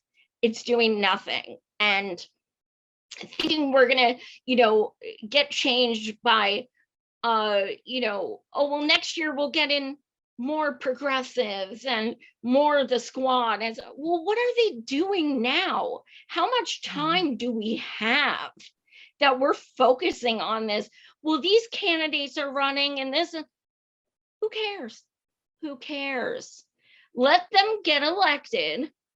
Let them prove who they are, and then we'll talk. But right now, they're just candidates. So that means nothing to me. I've had over 200 candidates on my show in the 5 years I've done shows. I just had the first one in 14 months, Matthew Ho, because he stuck out to me, and he's not, he's green. And he's special. He stuck out to me. So I gave him a chance, and I'm glad I did, because he's wonderful.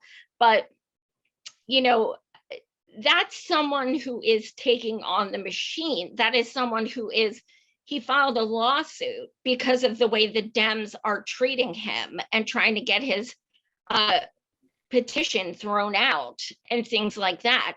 So he's taking on the machine. That's the kind of people we need, and we're not getting it through voting. So the only thing that is going to change things, undoubtedly, is getting in the streets, getting active. That's it. Yeah, I think you're right. And I also think, focusing on the issues and things that affect people, that is a much better way to unite people rather than getting behind this party or this candidate, right? Because so many people that are either independent or just have totally checked out, like they've still got medical bills, and they've still got all of these other issues that if you approach them and say, hey, want to do something about this, like you probably have a much better chance there than getting behind a particular candidate or a party. Yeah, the country is so sports oriented. They pick a team.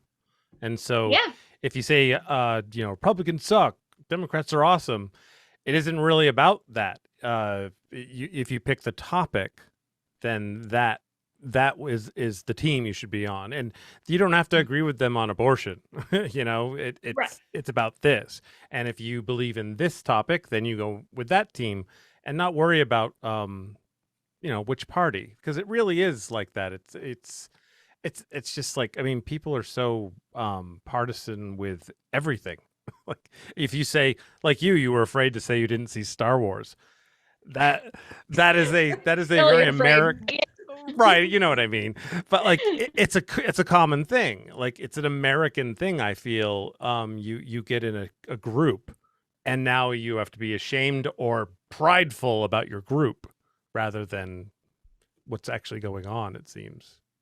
Yeah, every time I criticize the Dems, I'm a Trump supporter every single time. Yeah, and I'm like, exactly. I actually can think two people suck at the same time. Yes. Like I actually have that thinking capacity. So I actually just don't like rapists, warmongers, I just don't like them regardless what letters next to their name. Yes. I just don't like them. So but yeah, I mean, one of the things that's interesting about the Republicans is they don't have all this infighting that the so-called does. We work our asses off to organize. I mean, this is a full-time unpaid job, like hours and hours every day trying to get this to do these things. And we have people, no, not like that. Don't do it that way. That's stupid. I hope nobody comes. What's the point in that? Do you ever see Republicans doing that? Ever? No, they're fall like, in line. Yeah, let's go to the Capitol. Okay, when? I mean, that's the thing. They band together. Is it for good reason? Hell no. But the point is that doesn't happen on our side, or whatever you want to call it. We talk a lot. We don't do shit. Yeah. And then when people do shit, they're, told, oh, you're grifters and you're doing it wrong. And then you say, well, what's a better way to do it? And they never have an answer. And, punching down is just, it's just in this leftist atmosphere where it's just like gatekeeping and I am better than you and it's my way, or you're a fraud. And it's so sad. Like, being a disabled person who volunteers her ass off for healthcare justice, having people come on my social media and say you're a grifter and stuff, when I literally am working a part-time job, like as a blind person, like in a warehouse without air conditioning, just so I can try and supplement my disability. So, when I'm told I'm being a grifter just because I'm trying everything to volunteer to fight for a good cause, that is why we're not succeeding right there. Because if you are that ugly of a person that you are okay saying things like that to people who are fighting for you, then that's why we need to stop that shit, get in the streets. Yeah, I don't think that's gonna stop though. I think it's just like part of the left is this weird, like kind of like elitist thing. Yeah. It's really sad, but it's true. And like, I mean, the whole January 6th hearings that have been going on, one of my friends was like, God, that's been so amazing, so organized. I'm like, aren't the Republicans doing it? Like, I think they're doing it. That's why it's organized. Oh my God. Yeah, it wouldn't be that organized if the Dems were doing it. It'd be a nightmare. Like when the Dems, when the day after Roe v. Wade was overturned, the day after, I don't know if you guys saw this, but there was footage of the House. Nancy Pelosi was in the first row on the Capitol steps singing God Bless America. Yes, I did see. God. I saw that and I was like screaming So at them. Like, what the hell are you doing? So Like, awkward. I'm like, you literally, like, I showed my husband the video and I'm like, look at the Republicans. And he's like, oh God, they're so predictable. I was like, yeah, that's actually Nancy Pelosi right there. He's like, that's the Dems. I was like, honey, when are you going to listen to me? Like, please start listening to me. That was the most Republican display. Like, oh my God. Yeah. First of all, don't bring up God in the government. Stop with that shit. Like, who's God? And what, you're like a freaking choir now? Like, freaking amazing. It was the most bizarre thing Super to say. awkward. I'm like, who came up with it? I really want to know who was like, hey guys, I know what we should do. Let's just sing a song. Like, it's like a worst focus group ever.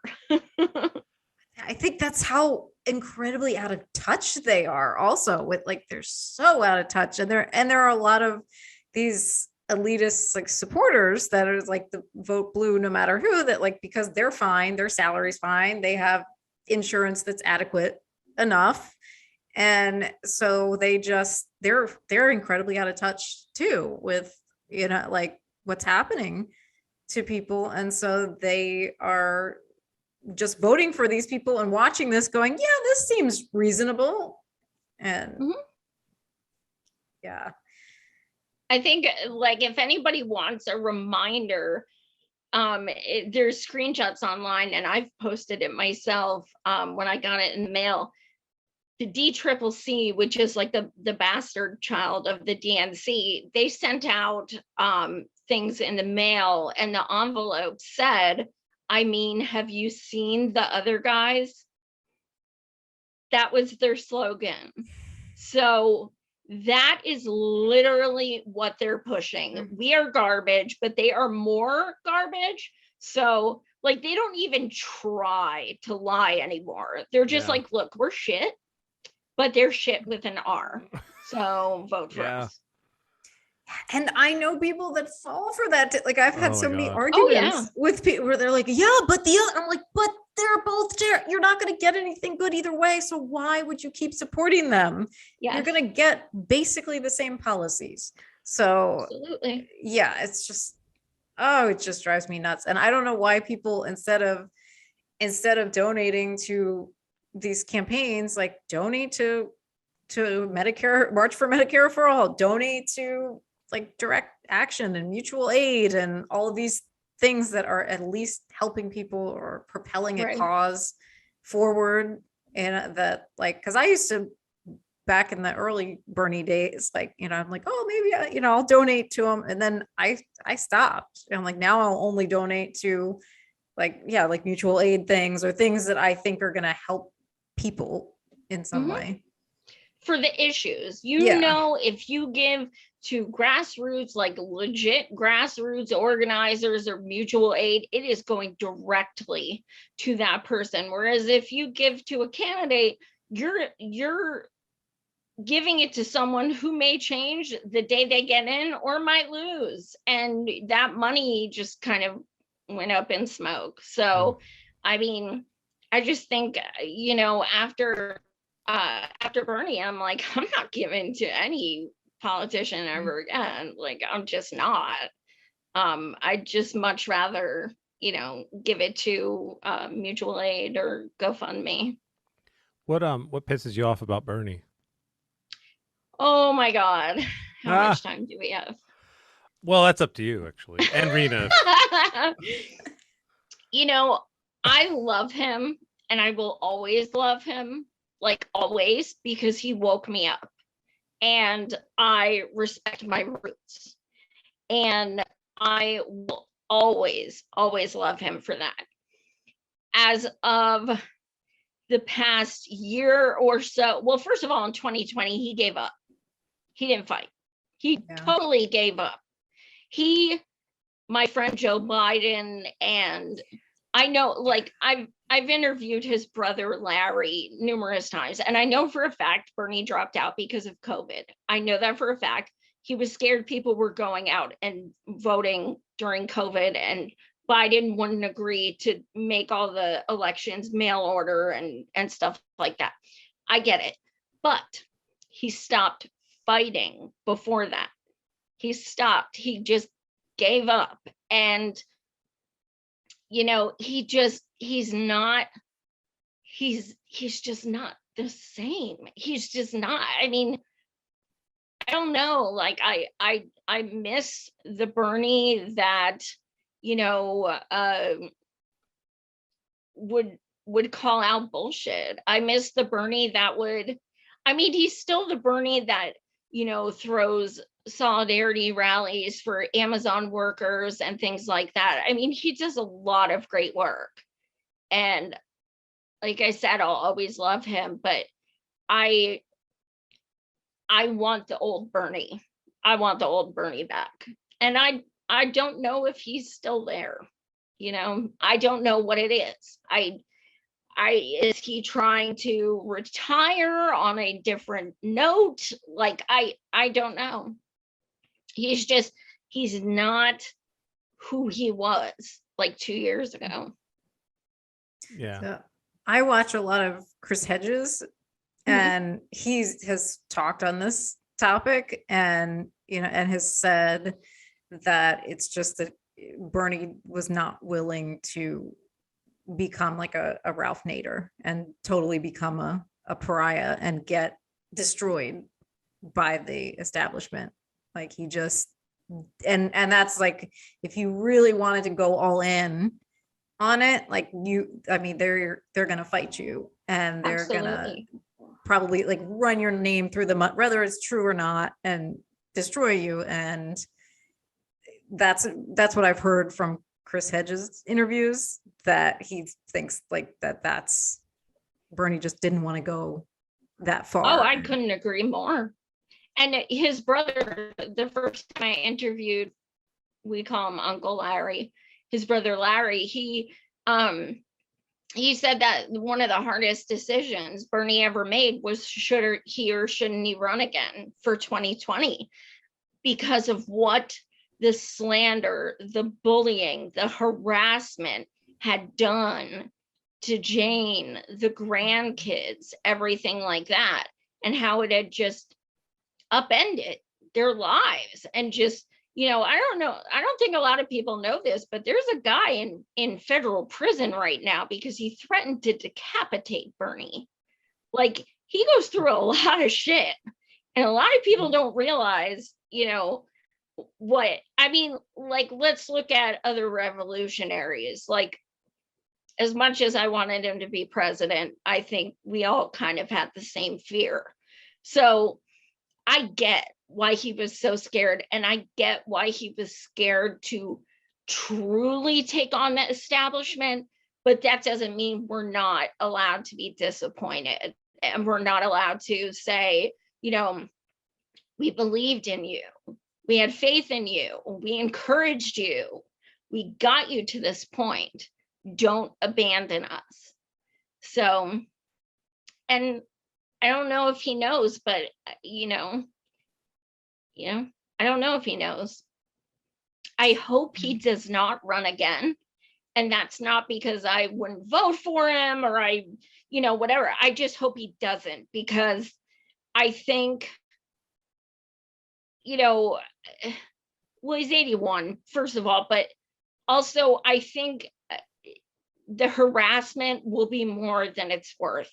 I think we tried twice, and I think if it was going to happen, it would have happened in 2020, and it didn't. So who do I want to run? I don't fucking know. Nobody. I don't give a shit. Yeah, it's so true. Not a damn person. I'll tell you what, AOC, an article came out that AOC and Pete Buttigieg are doing Taco Tuesdays together. Okay. I could see them running together in like 2028. Hands down, ticket, hands down, Pete and AOC. I could see that. Like, I'm calling it. I believe you.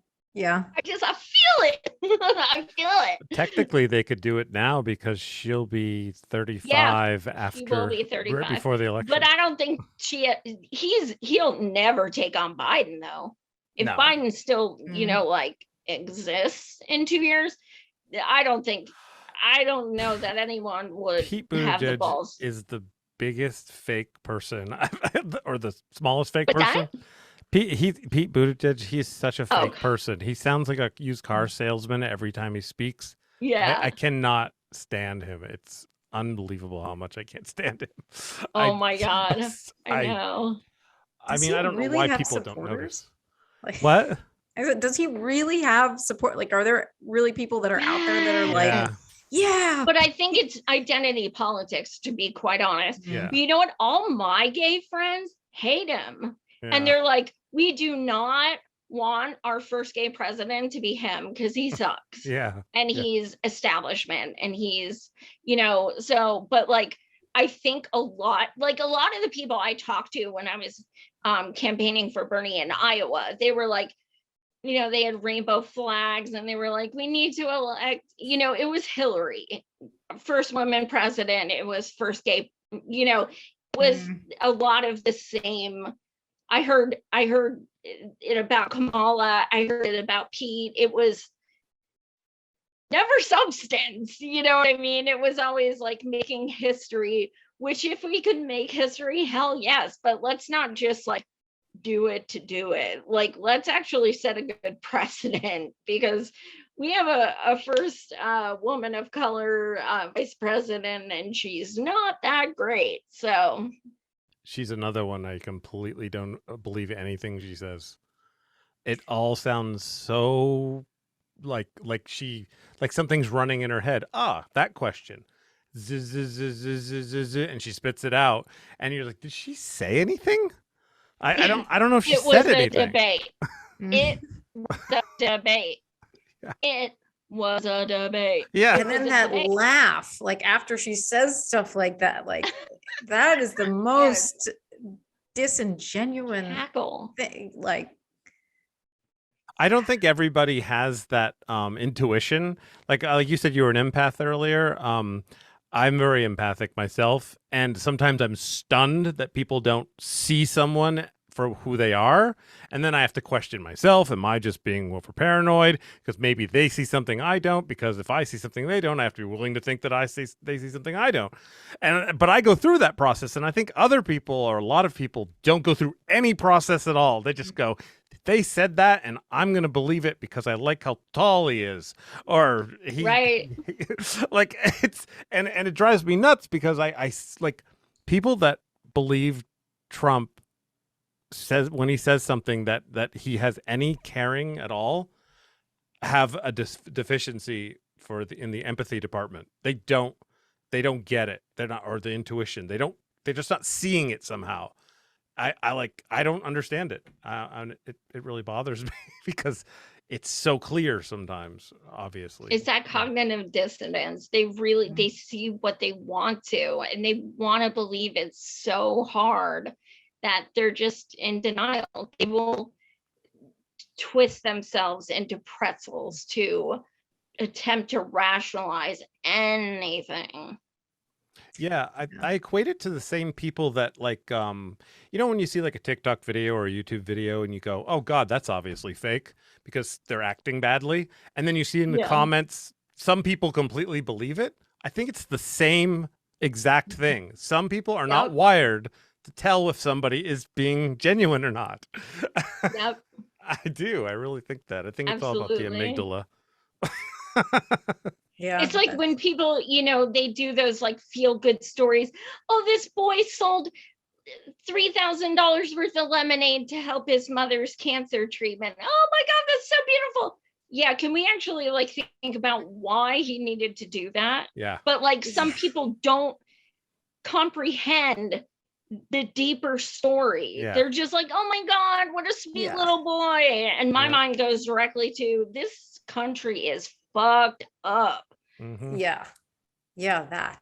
And there's so many of those stories, and they're spit out all the time and celebrated. And yeah, it's like, I worked 3 jobs. Like this is deeply depressing. What is celebratory about this? Like, this means that the system is so broken that people are having to do things like somebody. There was another one, I think it was a teacher, had cancer and needed to use, didn't have enough PTO to take time off. And so then the colleagues donated PTO. And I'm like, that is the saddest thing. Like, whenever I read these, I'm like, this is the saddest thing that I've heard. Like, this is not okay. Mm-hmm. And they're propped up oh, what a wonderful thing. And I'm like, who's thinking that? And it is wonderful that they did it, but that's not the point. Yes. Right. It's used as an example of the American strength of fighting, and look how much we can suffer. Right. Bootstraps, people. Bootstraps. Yeah. It's bizarre. I just don't get it at all. It frustrates me a lot. And I took a little break on Super Tuesday when Bernie got screwed. I was just like, you know what? I need to take a little break from all this because, wow. It was really hard. And I took about a half a year just break where I just stopped thinking about everything. And, but then it just comes back again, if you have empathy, you can't help but care. And it's the reason why you say stuff instead of not say stuff. It's why you do something instead of not do something. Is really just it's in you or it's not. Yeah, it's like a sense of obligation. Yeah. Like, I feel like, when I see, you pick your battles. Some people, there is no point to discuss with them because there is no discourse. They know what they know, and they're just gonna, throw pejoratives at you, and it's gonna be pointless. So, but I feel kind of obligated when, people are, saying something incorrect to point it out and just say, actually, what actually happens, or something, or what's behind that, is just because I don't know. And it's not to be sanctimonious, it's just I feel like if someone knows something, they should share it. Yeah. And you'd And want to know if you were saying something wrong. You'd appreciate it. Absolutely. Yeah. Like Totally. I've had people tell me in the comments, actually, the number you gave was wrong. And then I post a correction. Hell yeah, fucking tell me. Yeah. Tell me. I want to know. You know what Mhm. I mean? Like we're fallible. Yep. Like Yeah, to it's a not team accept effort. the fact that, like, you know, don't you dare correct me. Yeah. Like that kind of hubris is just not acceptable. I'd prefer someone just say, you know, Joy, you referred to an article from blah blah blah, but it was actually from XYZ. Like, fine, cool, I'll make a note, no harm done. But I think people are very you know, defensive when things happen like that, and I just feel like I'd rather just, you know, I don't want to call people out, but education's so important. Like we need to learn these things. We have to. Well, Yeah, you're right. One of the things that we've talked a lot about Medicare for All, and one of the things we like to do here, I'm assuming we're going to be winding down pretty soon because it's been a while. I'm fine. I can go till midnight, but I realize that he'll go forever, and I'm like, we should maybe. Yeah, I try to take care of other people now. I realize that my stamina on streaming is a little longer than other people, but on the Human Happy Hour, we try to think more about, like, try to get to know the person more, and just really quick, like where did you grow up, like, exactly, and what was that like growing up? Because I'm grew up in Bethlehem, Pennsylvania. It's kind of outside of Allentown. And then moved to Philly for a few years, and now I'm in Harrisburg area. So Pennsylvania my whole life. It's not rural, you know, it was fine. Public school, you know, things like that. Nothing too exciting. Had kind of a, you know, boring life up until 12, and then my dad raised us. I have an identical twin sister, so that was always interesting, and I mean that sarcastically. So we were raised by my dad, which was kind of not fun during the teenage girl days. And you know, it was funny because he caught me with a boy one time in my room, and I lied and said I was a lesbian, so I wouldn't get in trouble. And then my best friend couldn't sleep over anymore. Oh, so it actually backfired. Oh man. Oh my goodness. I have no idea why I just shared that. That's a good story, though. Funny. I like it. Oh my goodness. So did you have to come clean with the lesbian thing and then get in trouble for the last? No, because then I was like, then I'm gonna get in trouble. I was with a boy, so Right. I'll just, yeah. I mean, you know, growing up with my dad, he was like, you know, he was super like, Pennsylvania. is there a boy calling you on the phone? You know, that kind of thing. Yeah. And no, not me. I love when I meet someone from Pennsylvania, because Nana's from Pennsylvania, and we lived together for a really long time. So I have to ask you, what do you call the little thing in the corner that heats up a room? It's, you know, not the heater, but the furnace. No, it's like it's like metal bars, and you turn it on, and it radiates heat. Oh, radiator. You do say radiator? Oh, I know. People say radiator. All right. And I'm like, yeah, that's not correct. Yeah. Okay. Good. Because Yeah, it radiates heat. Okay. Good. Okay. All right. That's good. And like when something is in the corner and you kind of make it turn a little bit so that it's Catty-corner. Yeah. So do you say catty corner? Yeah. You do. Okay. That's wrong too. What is it? It's kitty corner. Well, it isn't Corner. in Really? the Northeast. I know. It's Kitty corner? I've never heard that. I've never heard that. Yeah, I also would say catty corner. All right. Well, 1 to I 1, gotta Nana. look that up because I'm sorry, I've never heard it. Do you mean like Kitty? I've never spelled it. I'm corner? not a I gotta look that up. literature major. Bringing it back. Burn! I assume it's Kitty. I don't know. Kitty yeah. corner. Kitty corner, radiator, kitty corner, and Yuns. yuns. What's a yun? What's that? What's that? Yuns? Yeah, You never heard yuns? not yet. What is it? Oh, like you. Yuns better do this. Oh, like, okay, yuns yeah. go here. Oh, yeah. Okay, definitely. Yeah, that's totally PA. Oh, okay. Wow. Totally. And we have a place by here called Lancaster. And I used to say Lancaster, and people would get so mad. Yeah. And I'm like, I'm not from here.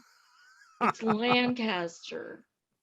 I knew that being from Maryland because I have been to Lancaster. so somebody taught me how to say that, obviously. I thought it was weird when I went to Pennsylvania, and all the streets are named really weird names, like Swamp Bucket Road and stuff. Yeah, Apple Bottom Road. Yeah. There's Sassafras Lane. That's Yeah. one that's not too far from me. Yeah, it's Yeah, so weird. yeah, there's some weird stuff. Yeah, and then they have the other roads that are named after kings. Oh yeah. Yes. You'll So have like strange. Sassafras Road with like intersecting with like King George III. Yeah, highway or it's something. so odd. Is there something going on? Like at some point, that was where the wealth divide was? Maybe. Right. What do you want me to do with this swamp bucket? Put it over there. And then it just stayed there and became Swamp Bucket Road. There Or were podunks on this side, yeah. bougie on this side. Yeah, it was really strange when I visited there driving around, because in Vermont, it's all like, I don't know, I think we have pretty cool names, but they're all like kind of pretty. Yeah. Like Hog Lane and stuff. It was just so odd. I was like, who would name this? Oh my god. How'd this get through some committee somewhere? That's true. That's a good point. Yeah. It's cool. All right. So what now? Did you live in a place? You said something about your dad, hard to grow up, and obviously you can't be with boys in your room. Kind of a conservative household? Oh no, he was. He's a conservative. He's 81 now, and he was raised by my grandmother was Pentecostal, and he was raised like that, but like just until we like got to like 18, then it was like whatever, like Right. then you're what you want kind of thing. But no, I think it was more like, you're my responsibility now, so you're going to do this and that. But it was like we didn't have chores or anything. It wasn't, it wasn't, we didn't have chores, like, whoa. But yeah, it wasn't super strict, just as far as boys. Now, is it hard to have? Is it hard on your husband to have for you to have your career? Like, does he ever think like, hey, this is a little, maybe you shouldn't do that because we get these kinds of, consequences or whatever?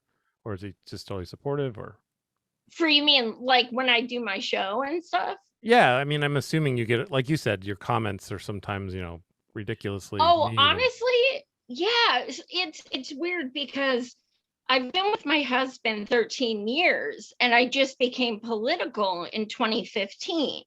So He didn't know what he was getting into. What's that? He didn't know what he was getting into. Oh no, he had no idea. I'm a totally different person now.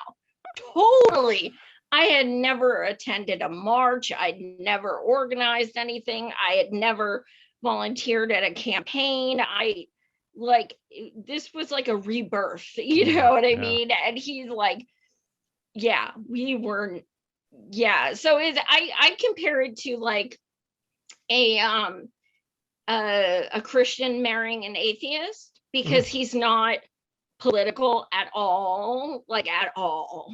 Like he voted for Bernie both times and stuff, but he's not like, he doesn't like watch my show or go to rallies or, you know, he's just not that person. So I think, you know, I tease him that if we met now, he'd be like, oh God, you're like a social justice warrior or something. But like when he met me, I was like so nice. I was like a very nice person back then. And I actually, you know, was sweet and had some hope in the world. Oh. And then this was created. Oh God. In 2015, what was the catalyst again? Like, was it something specific? I know that you know, I started watching old 80s videos of Bernie on the floor. Like I hold you in contempt, you in contempt, you in contempt. And I was just like, holy shit, that's the most fucking punk rock guy I've ever seen in my life. Like he's got crazy hair and he's just like, and then I saw him on Barbara Walters and she said, what is one thing? This was, so I found out about him a few months before he announced in 2015. And Barbara Walters said to him, what is one word you'd want to be known for after your presidential campaign? And he said, compassion. And I said, I'm volunteering for him. That's it. Sign me up. I'm volunteering. And it was like, I had never heard a politician say such a thing, you know? And he said it so genuinely. And I was just like, wow, like, holy shit. And then I started learning about him and his arrest for civil rights and stuff like that. And I just thought, holy shit, this dude's an anomaly. So yeah, then I just started volunteering and the first thing I ever organized was a Bernie march in Harrisburg, and over 300 people showed up, and it was scary, but it was amazing. And then it just kind of, I got that fix of, oh my God, it's so great to bring people together, and just kept doing it. That is a really great story, especially that you got activated. Yeah, like that. I think I'm one of millions. I really do. I mean, whether people still support Bernie now is a separate issue, but he did activate millions of us. Like there's absolutely no question. Like we had over 1 million volunteers in 2020, and there's no way all of those people were into politics before 2015. It's not feasible. So I mean, I know a lot of people, you know, will be like, oh, you just became political in 2015. I was political out of my mom's womb and stuff. And I'm like, I have no reason to lie. Look, I was a shit lib, okay? I wasn't like the shit lib you see online, you know, that's like, you know, vote blue no matter who, but I was just Dem. I mean, that was all I knew. I vote Dem. Dems are great. Obama's great.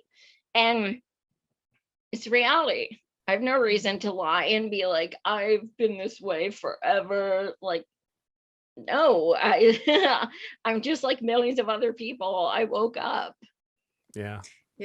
I was the same way, like voting Dems, you know, and it's like, oh yeah, you know, this is, and then the same thing in like the 2015, it was like, oh, let me look into this more, you know, and then I got involved in like, instead of doing like the Bernie campaign, I got involved in the getting money out of politics thing, you know. Oh, good. Like, yeah.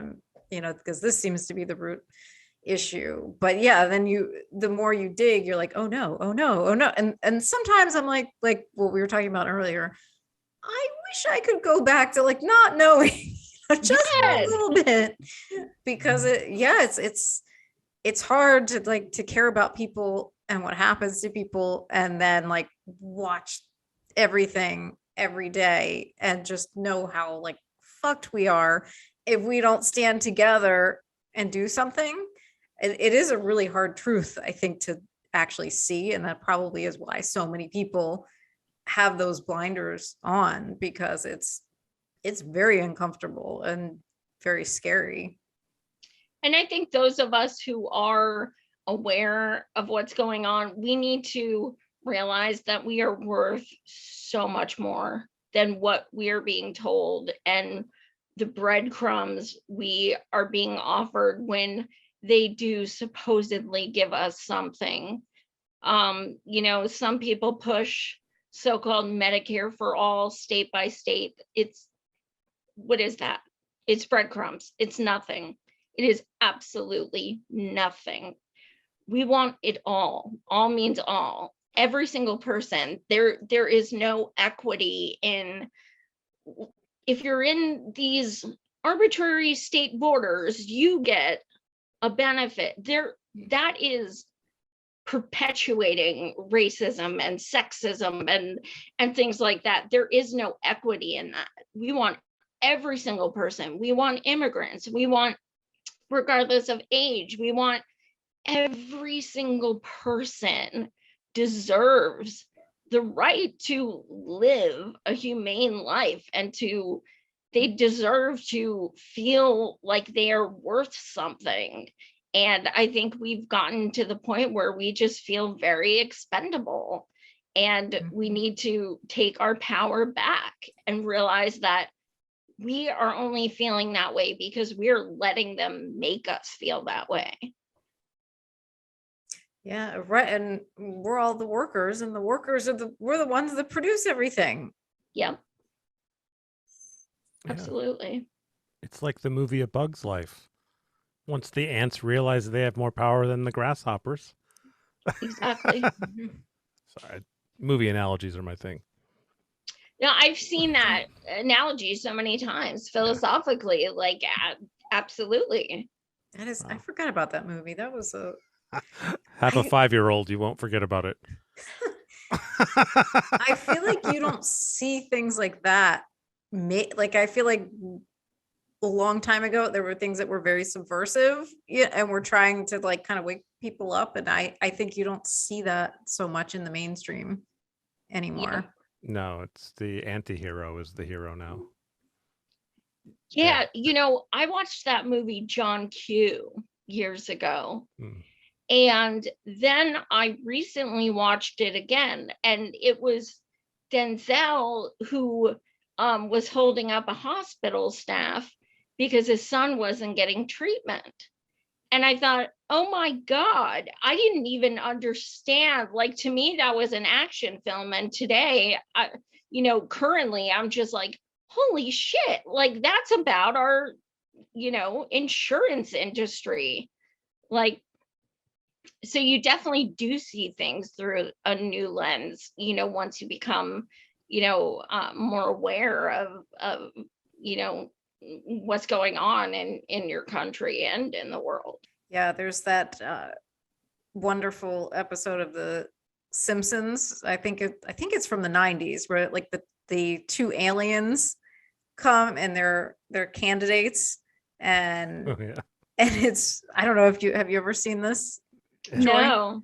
Oh man, you should look up the clip. Somebody posted a clip of it on Twitter not too long ago and reminded me of it. But essentially, they're like two aliens. They're disguising as political candidates, and one's the Democrat, one's the Republican, and you know, like and then they take their masks off, and they're both the same thing, and then they end up enslaving humanity. But I mean, but it was like, I can't believe that was like on TV. You know, like it was just very obviously calling out the two-party duopoly. Right. And yeah, but now I think that like that wouldn't be on TV. Yeah, no way. I was looking at a lot of old episodes of Roseanne, really get to the heart of shit. Like it's really interesting because, you know, she was poor working class, and it really does, you know, you watch it now as an adult and you're like, holy shit, like this show was like really talking to people who were hurting monetarily. Yeah. It's pretty incredible. Yeah. Then they won the lottery. Yes. And then the show just turned into It garbage. sure did. Although when you really think about that, though, like them winning the lottery, like a lot of people that are in that situation, they're always like hoping that like there's this false belief that something like that is going to happen. Certainly And hope. it's like, yeah, like, and it's like they just sort of give that to them, right? And people are still thinking, oh, like, so it's like we don't have to go out and demand things be fixed. Like maybe someday, somehow, like this will work out for me. My ship will come in. I'm just waiting for my time. It's just not my time yet. Yeah. It's totally our time. Need to do something about it.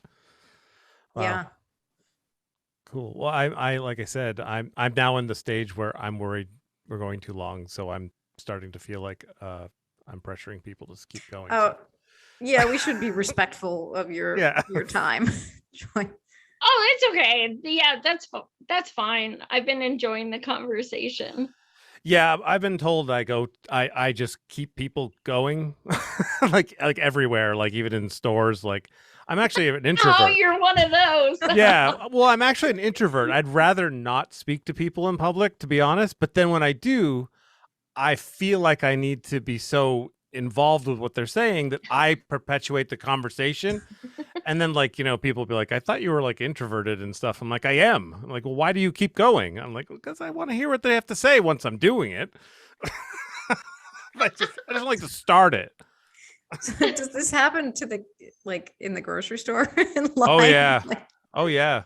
I'll see somebody else ask me a question. I'll say, hey, how you doing? Oh my God, it's been so long. Yeah. And I'm thinking to myself, how am I going to make this slow down? But I speed it up and I get it going more. And I go, oh, by the way, what happened? Because I hate uncomfortable silences. We've had this conversation before. Whenever there's an uncomfortable silence, I will fill that void with something, so a question or a random thought, and then I'm doing it right now. we did have this conversation. I was like, I'm okay with the silence. Like, I'll just let it sit for a little bit. Like that's me. Okay. To me, it's like a alarm of silence. Whoosh. It's so weird. So, well, there's I think maybe a couple questions we didn't get to, and I think that this one is a good one. What gives you hope?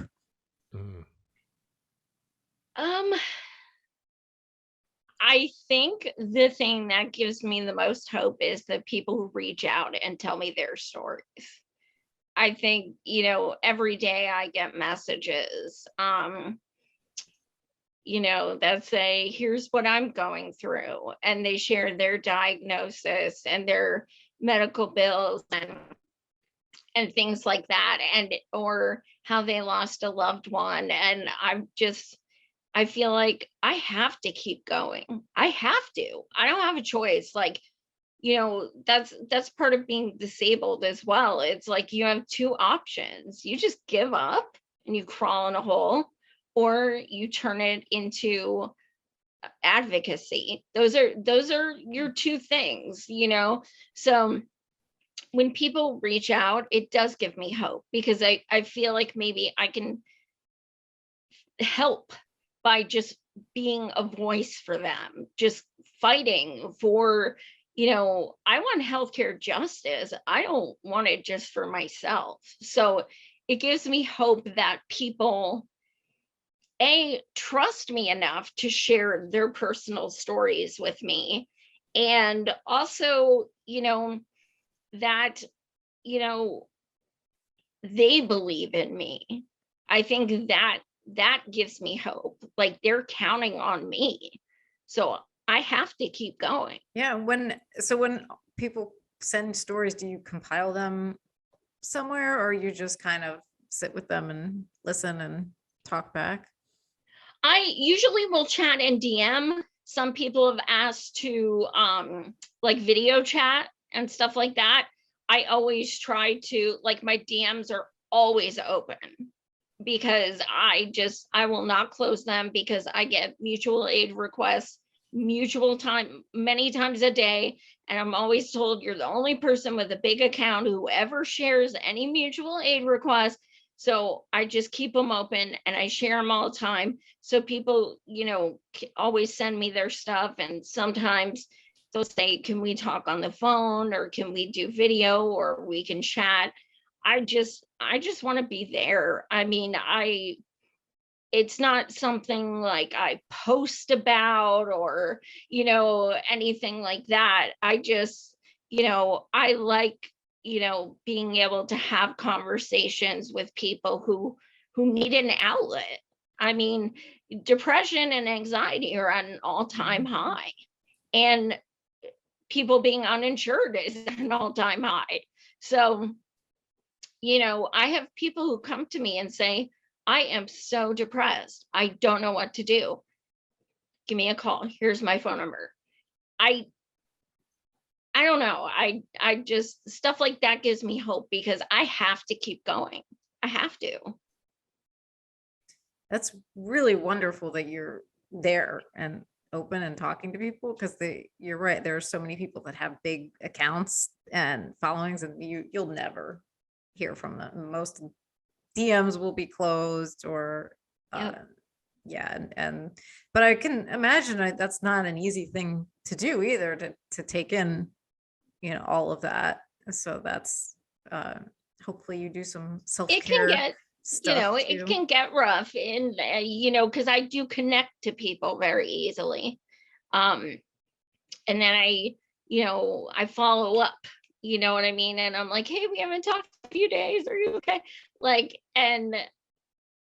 But at the same time, like, I try to think about myself in their position and how desperate someone must feel to reach out to a complete stranger on social media. So, and that takes guts, because I have reached out to people and shared my story and seen the red receipt, saying seen, and they just don't respond. And I'm like, wow, that's really hurtful. I poured my guts to someone and shared something very intimate about what I'm going through, and there was no response. So I won't do that to someone. Yeah, at some point though, it seems like there might be too many, because you can't do it. If you had like thousands a week or something, then you know what I mean? Like, I don't know how many you do, but it's like, I can't imagine. I mean, I would say probably, I'd say probably at least 10 DMs a day wow. with personal stories and mutual aid requests and GoFundMe and stuff. Wow. That's a lot. It is a lot. I actually, because I DM'd you and I was like, oh, you never know if somebody is going to answer, but it's like, you know what? Because we're still very small. So we're just kind of like, well, we'll just just message people that we want to have on and see if they answer. So I was like, oh, she answered. This is great. Yeah, I never, I try to answer absolutely everyone. It's not always expeditious, because I get so many, but yeah, I mean, I would never not respond on purpose or anything. That is, I commend you. Yeah. Really, that's like having, like, as an editor, before I put out calls for like pitches, and things like that, and then you get like that deluge, and at first you're like, oh, I want to answer everybody, because and it gets like, you just can't. And so then I would just start tweeting like, there's too many of you, like, sorry. we want to read everybody's stuff, but we can't. I swear, I feel like right now I could feel my DMs blowing up. Like, Joy said she reads her DMs. I was thinking the same exact thing. Yeah, I was like, oh, maybe you shouldn't have said that out loud. I know. No, I don't. No. Yeah, I'm always open. Wow. So what are you going to do with the rest of your evening? I am going to take nosy. my dog potty and probably just probably read my book. I'm reading Where the Crawdaddies Sing. Is that what it's called? Wrong person. No, I'm not asking you. Oh, you're asking yourself. Rhetorical question. I I'm think bad that's with what that. it's called. It's a bestseller. It's super good. Oh yeah, Oh, nice. cool. And Rena's gonna go eat because she's 3 hours ago. Yes, yeah. I'm actually surprised that usually the cat by this time tries to like mess with things. It's like usually around like the 2 hour mark when we're streaming, he gets up here and puts his head in the way, knocks over my light, does something. But he's actually behaving really well. And the dog is, and Charlie hasn't even barked either. Yeah. It Like- could be my voice. My friend, actually, she has a dog named Boogers, and he really likes my voice. And she plays videos of me when she's not home to calm him down. Oh my God. That's awesome. I like that. Do you do an animal voice, or do you have like animal talk when you talk to your dog? Yes. No comment. I'm only asking because I have a like crazy lady animal voice. Like it's like another So I have language. a Pomeranian, and my Pom's name is Duchess. So when we adopted her, we were like, she's probably like, hello, my name is Duchess Snodgrass von Dumpling the Third. And she had like this very like, oh, bourgeois. And then when we really started taking care of her, we realized she's like way more like, hi guys. And that fits better. So yeah, that's pretty much the voice we gave her. My cat's name got downgraded too, or his voice. He started out with like this weird British accent, like, pardon me, but it's time to eat food and you're just watching me walk around. Now, then my daughter wanted a milk snake. And one day I went, I'm a milk snake. So now my cat talks like that. Like, I'm really hungry. So it's like downgraded from this British like royalty to like this weird can't breathe like cat. What's yours, All right, Rena? Rena, let's hear it. Charlie, well, so you all are talking about like you're giving the animal a voice, which like Charlie's is very like just kind of hi, I'm Charlie. Like he's just everybody's friend. Like, hi guys, I'm Charlie. Like just the dog tries to go to happy hour, like literally will take you to happy hour. And so he like that would be his like spastic friendly, also kind of like Charlie Day on It's Always Sunny. Like that's sort of like his kind of voice. But then I have like voices that I talk to the animals in because I'm convinced in my head that like cats respond better to a certain voice register and certain words, and dogs like the same. So I will like change my speech patterns and my voice to talk to like the dog or the cat. It gets really confusing because I have a dog and a cat, and I didn't have them before. I had only had the dog at one time, or a cat, and so I was like always in cat voice mode, and then I was in dog voice mode, and now they're like it's getting confused. They're getting like mishmashed together. Is she talking to me or is she talking to you? Like yeah, sometimes they look and they know like the different voices. But interestingly enough, like I feel like I'm onto something. Like here's my crazy animal lady thing coming out. So I don't know if you've seen these things. It's called Fluent Pet, where there's buttons and the dog can press, like so they can talk, right? And so the way that so the dog talks to the person, and puts sentences together. And I was always convinced that like for sure, like my dog knows what I'm saying, like he understands. And I realized when I was watching that, because when I speak to him, I don't speak in like how I'd be speaking to you. The speech patterns are choppier and different. And because I can tell that's how he understands it. It's like almost like toddler type speak, but right. I'd say, sure. I to go to store, you to stay here, and I say it like that, and he'll, like, because I know he's not going to understand like a complex sentence structure. And so when I see this like fluent pet thing. I'm like, this is so vindicating. like I think I'm onto something. But yeah, like I'm a nut. And I'll walk around, like sometimes if I'm out, I'll see another dog and I'll go, hi, other puppy. How you doing? Other puppy?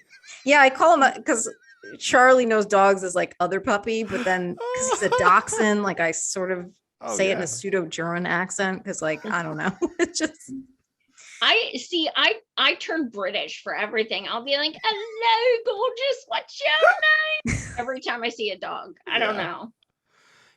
That's a good, they probably respond to that too. You know what I found out just a few days ago? You probably already know. Cats only meow at people. Yes. I did not know that. And they only meow at what? At people. They don't meow at each other. That's their language for us. Yeah. I never thought of that. Yeah, it's a little freaky once you know. Yeah. Oh my God. And I've read that it's like evolutionary wise, it's like to mimic babies crying. Yeah. And so they know that humans will give them that attention. Yeah. If they meow at us. That makes sense. It's creepy because now when my cat meows, it's so personal. I don't like it. I've got mine answering me, Jayson. I'll go, Oliver Dennis, and he'll go, you know. See, you hear Oh my God. Yeah, what you doing? Her animals recycle for real. They recycle. Yeah, they do. In a team effort. Yeah. Like they literally pick up like cans and stuff. Yeah. Yeah. The dog Charlie's obsessed with recycling, like upset to the point where, like, if there's an envelope or a piece of paper or something on the floor, he will pick it up and bring it to you because he's like, this needs to be recycled. But like, everybody's like, oh my God. What? Yeah, that's the appropriate reaction to this. I'm like, no, it's totally normal. Animals recycle. But he, like, I got the two of them. I got the cat into it because every time the toilet paper roll is done, I would call Charlie to get the empty toilet paper roll so he can recycle it. Oh my God. And so now I like the cat gets involved. So what I'll do is you put the empty toilet paper roll on the counter and then you call, you go, come on, Oliver Dennis, you gotta come recycle with Charlie. And so then the cat comes and he jumps up on the counter and he'll knock it down on the ground, and then he'll sit there and he'll wait for the dog to come. And the dog goes running in, then he picks it up and then he takes it to the recycling. He puts it in the bag. Oh my God. It's on her TikTok. You can see I it. was gonna say that needs a video. Yeah, oh my God, that's amazing. Yeah. I've started a TikTok. I have to make a new one since the cat got bigger, but yeah, I've started a TikTok that's just for videos of the animals doing things. And yeah, a lot of it is them. It's gonna be them recycling. I want to see the one where they clean the bathroom. Yeah, that would be Housework. impressive. I was trying to get the dog to play with the cat toy. So I was trying to get him to hold the cat toy in his mouth, you know, and run around with it. We haven't quite mastered that yet because he just keeps chewing on it. But you know, we're trying new things all the time. Oh my God. Oh. Yeah. It's just funny. My cat doesn't do anything like that. It just hangs out and meows at me. This one, I think he's part Maine Coon, and because he plays fetch too, and I was like reading about, oh, here he is. Hi, Albert Dennis. Oh, hello. Did someone say my name? Oh, you're so yeah, he knows his name too. If you call him, and he usually comes. Oh. Hi. Oh, you're so Albert cute. Dennis. Say hi. Oh. Want to say hi? Oh, so cute. Yeah, he's like, you're saying too many things that I know. So now, Can I get him to play with the screen? he used to do that a lot, like on my Zoom calls, and I used to have to throw him all the time because he would try to step when I was at work. Like I'd be on Zoom calls and he would be trying to step on things or knock things. And so I would there's a bed that you can't see that's on the ground. like a soft memory foam dog bed. And so I would just take him all the time and throw him and he'd land on the bed. But people on the video was throwing a cat. And I'm like, yeah, don't worry about it. Like, let's just keep, and they'd be like business meetings too. And I'm just like, because it's either that or he's going to step on something, and like ruin something. You should get a sound effect of like bottles and cans like smashing when you do that. Yes. Like the dad in the Christmas tree story or Christmas story when he's like, flippity gibbet, son of a gun. Yes. There's all this like smashing. Yes, exactly. That would be hilarious. You'd probably get in trouble. Hi. Oh my God, you're so pretty. That would be good if I had sound effects because people also can't see that he's just landing on a bed. So yeah, it just looks insane. Get PETA after you. But yeah, and then he just bounces right back. Like he thinks it's a game. So then he'll come right back and then you have to throw him again. So. Awesome. Well, do we have been on for quite a while, so maybe we should, but it's been really great talking to you, Joy. We really enjoyed it.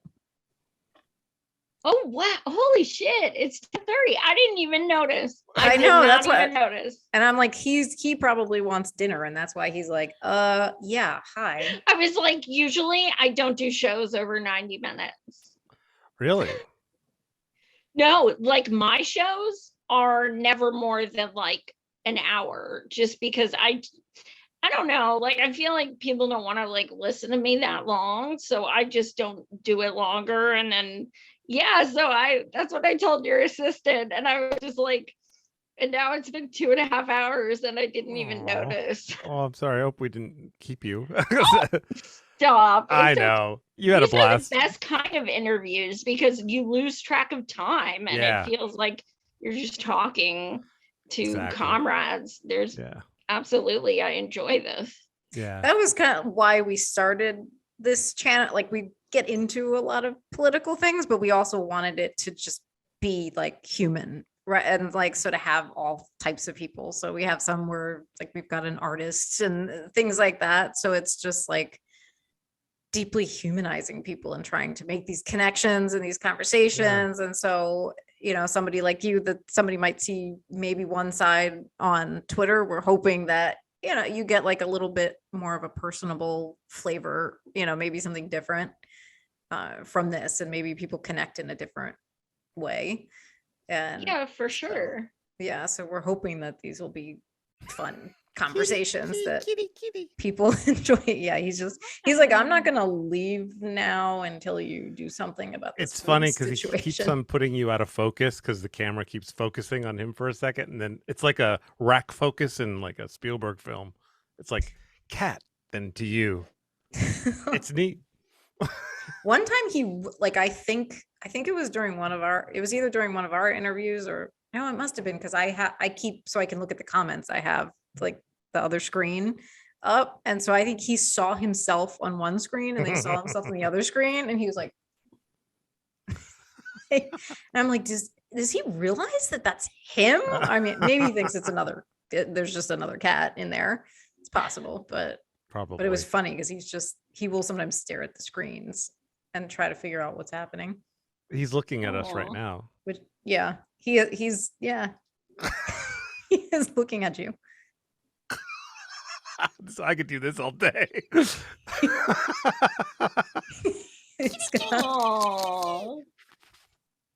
Until he swats the camera or something. If he swats the camera, then he's really self-aware because he should be swatting the screen. Oh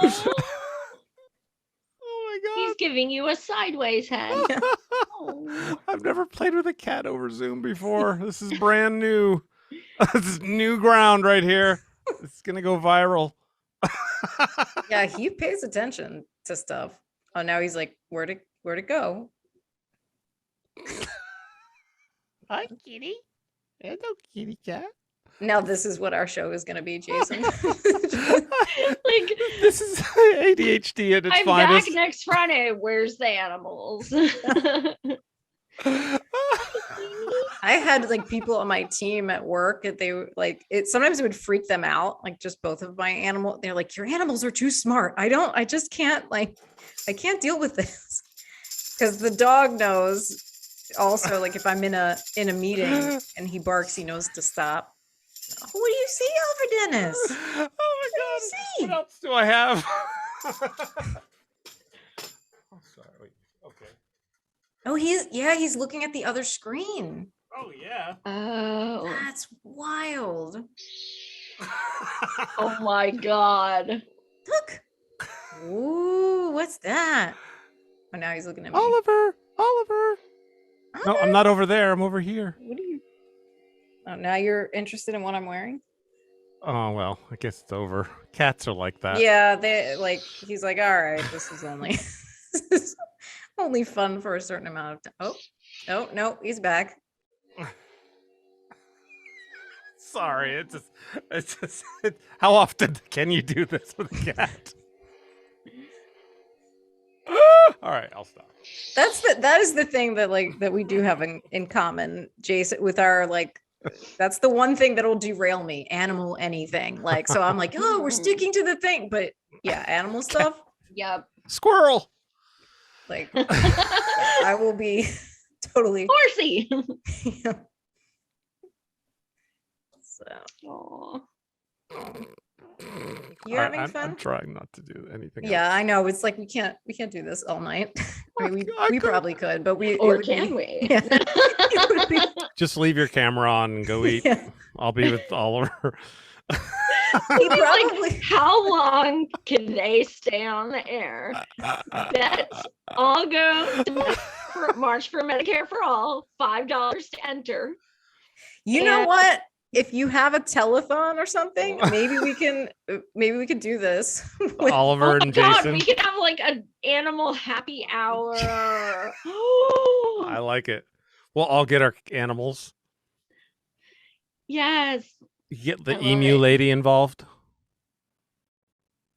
Was that? Oh yeah, that's right. The emu lady. Oh yes, Karen.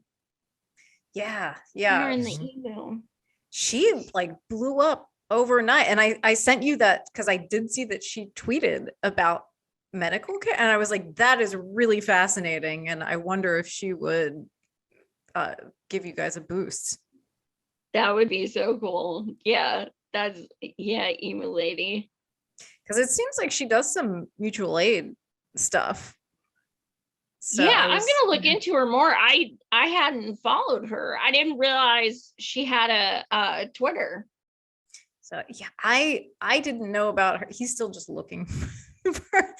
I didn't know about her at all, like until a friend sent me her video, and then of course it's animals, so I'm hooked. I'm like, this is great, like, and her yelling at the emo not to do something also reminds me of this one because he's always like, I'm always like, Oliver Dennis, no, like because he knocks my camera off, he knocks the light off, and I'm always like, don't do it. Like I'll say don't do it to him all the time because he just knocks everything off my desk for fun.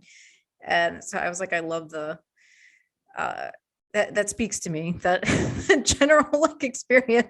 So and because these phones are so wild and they pay attention to, like I first saw her on Instagram, and then like as I was scrolling through Twitter, her Twitter account just popped up, and I was like, whoa, I wasn't even looking for her. And so then I followed her, and I just happened to see some of those tweets, and I was like, oh, maybe she would be somebody that would be Yeah, I'll supportive. definitely reach out. That'd be amazing. He's still, I wonder, Jayson, I'm just gonna leave, have dinner, leave you with the cat. Well, I feel like I should grab Duchess quick before we get off the air. Yeah, let's see Duchess.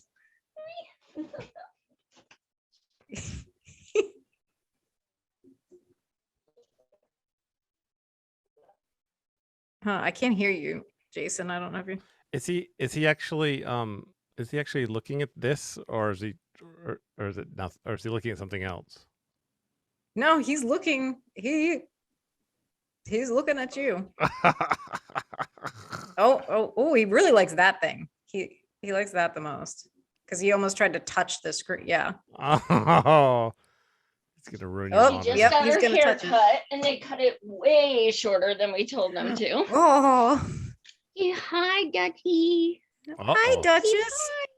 How you doing? Yeah. My dog voice is gonna. How old is she?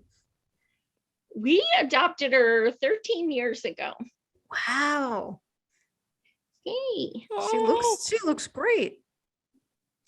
Oh wow. She's so sweet. So British accent changed to Duchess Snodgrass von Dumpling the Third. I see it. That I makes know, sense. I do see it. The way she like kind of squints a little bit when you can totally see it. Ducky. Oh. Look. Oliver Dennis, do you see Duchess? See? Yeah. I can't You see a remember which, kitty? but a cat or a dog, one of them can't see two-dimensional or something. I can't. Some Well, do, but dogs only see black and white. yeah, some of them. There are some exceptions, but oh, now your cat's chewing on your microphone. Nice. Yep. At a certain point, he'll just try to dismantle this setup. This thing gets too much attention from you. Oh. Oh, look, we've got some comments in the chat. Palms are great. And yes, and then I guess the difference between one must clean their butts because they are so fluffy. That is so true. Yeah, Cygnus has a So dog that can true. watch television, and I used to not think it was true, and now I know that that Cygnus' dog does watch television. It's really insane. Oh yeah, does Duchess ever watch television? Not really. She really just sleeps a lot. Yeah. Oh. Cygnus says Duchess is lovely. She's the best. Yeah. I have actually, I don't know if you can see, I have her portrait on my arm because she's that Aw. spoiled. Oh, I love that. That's pretty colors on that. Thank you. Tattoo. Now, yeah, Oliver has decided that whatever is outside is much more compelling. So he's now in the window. He heard something. No offense, Duchess. Yeah, no. He's You a didn't weird do cat it. in that, like, if people are, I have a courtyard in front of it, so there's a big window and there's a apartment courtyard, and whatever people come and go out of the door, like he's got to look in the window. I'm like, which is a weird thing for a cat, I feel like. Yeah. So, but maybe he learned it from Charlie. So, Oh, right, All right. the Oh, it's future time self for question. your Cygnus is saying it's time for your question, your famous Okay. question, Jayson, that you ask everybody. Pretty much everyone. Uh-oh. Yeah, you'll be interesting to hear. Okay, so you are sitting where you are right now. And it'll be a little bit different for you Correct. because that's right. It'll be a little different for you because you can't see as well. So this will be very interesting to see how you handle this. Someone comes in the room, and as far as you can tell, they look just like you, and they are maybe look a little disheveled and like just maybe something bad has happened. And she says, "I'm from the future. Come with me right now. Would you go?" Well, okay, so I have an identical twin sister. Oh my God, that's right. So that's like a whole different level because I just think it was her. Oh, That But is so do your- true. do your voices sound the same though? Our voices are so much the same. Point that I'm 43 years old, and when I call my parents, I have to say, "This is Joy." Wow. You cannot tell. Wow. I mean, yeah. So I would just think it was her That's playing a joke. totally rational. I would totally think it's her too. I Oh my bet God. you didn't expect that No, answer. and you'd said it earlier. Oh my God, that's so perfect. That's hilarious. I love that question. You never know what's going to be said. If I didn't have a twin and I saw that, yes, I would go. Because the curiosity would Yeah. just be way too intense. I regret going because it would take the spontaneity out of life. Mhm. Spontaneity. Spontaneity. But curiosity would get me. Yeah, absolutely. Rena's like one of the only people I've ever met that has serious questions before she goes anywhere. Yeah, I mean, I would be curious, and I would eventually go, but I would need to like ask some questions first. I'm like, I need to really verify, like. Yeah, that would, I mean, that's why I don't do, like, not that I believe in like fortune telling and stuff, but like I don't even try that shit. Because like whether it's true or not, if you tell me I'm gonna die, like I'm gonna make it happen. It's gonna be a self-fulfilled prophecy. I just know it. So I don't even want to know. Yeah, that makes sense. I'm completely skeptical. I wouldn't believe a thing like that. Oh yeah. Interesting. Oh, that's great. Very cute. Yes. Well, I do need to feed these critters that have been very gracious to me for. Yeah, I'm gonna go eat something too, I guess. So, before we hop off, Joy, tell people how they can follow you and see your show and all that good stuff. Yeah, for sure. So my Twitter is @SavageJoyMarie1. My show you can find on YouTube and Rockman. Savage Joy Marie Man, and our and forever all is @M4 ALL on Twitter, and M4all.org for our website. Let me I'll repeat it because you got kind of jarbly, and it's also, these links are in the description.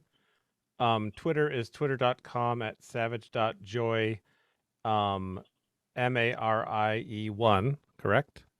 Yes. And Rockfin, which I'd never heard of before today. A YouTube that does not use algorithms or censorship. Oh, okay. And that is at rokfin.com /savagejoy, one word. And YouTube is youtube.com. Oh wow, I have. Did you make a URL for your do you have a customized URL for YouTube?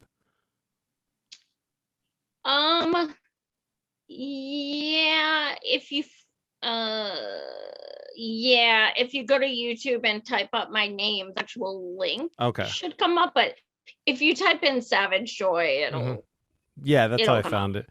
Okay, well, I have the link in the description, but it's really long, so no one's going to care if I read off a bunch of letters and underscores. But it's in the description. And March for Medicare for All is www.m4m4all.org. Yep. Nice. I just wanted to make sure.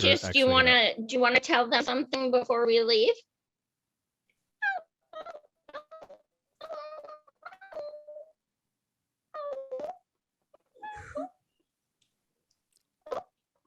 What was she talking?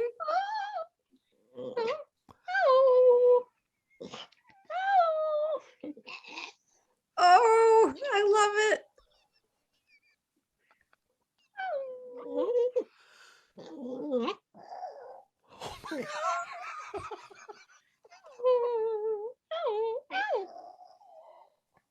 She does such a nice, like, demure version of that. Like Charlie, I'll do sound the alarm and it's like a whoa, like a howl, but she does like the. Well, it was before she got older and lost her voice. I was like, that's such a nice demure version of it. Oh my God. That was adorable. Thank you guys so much for having me on. It was a blast. I really appreciate it. Yeah, thank you. And thank you. And feel free to come back anytime if you're promoting another event, or if we can help you out, support things, let us know. Awesome. Thank you guys so much. And I'll definitely share this and encourage people to subscribe. I love what you guys are doing, and you are just wonderful people. So I really appreciate it.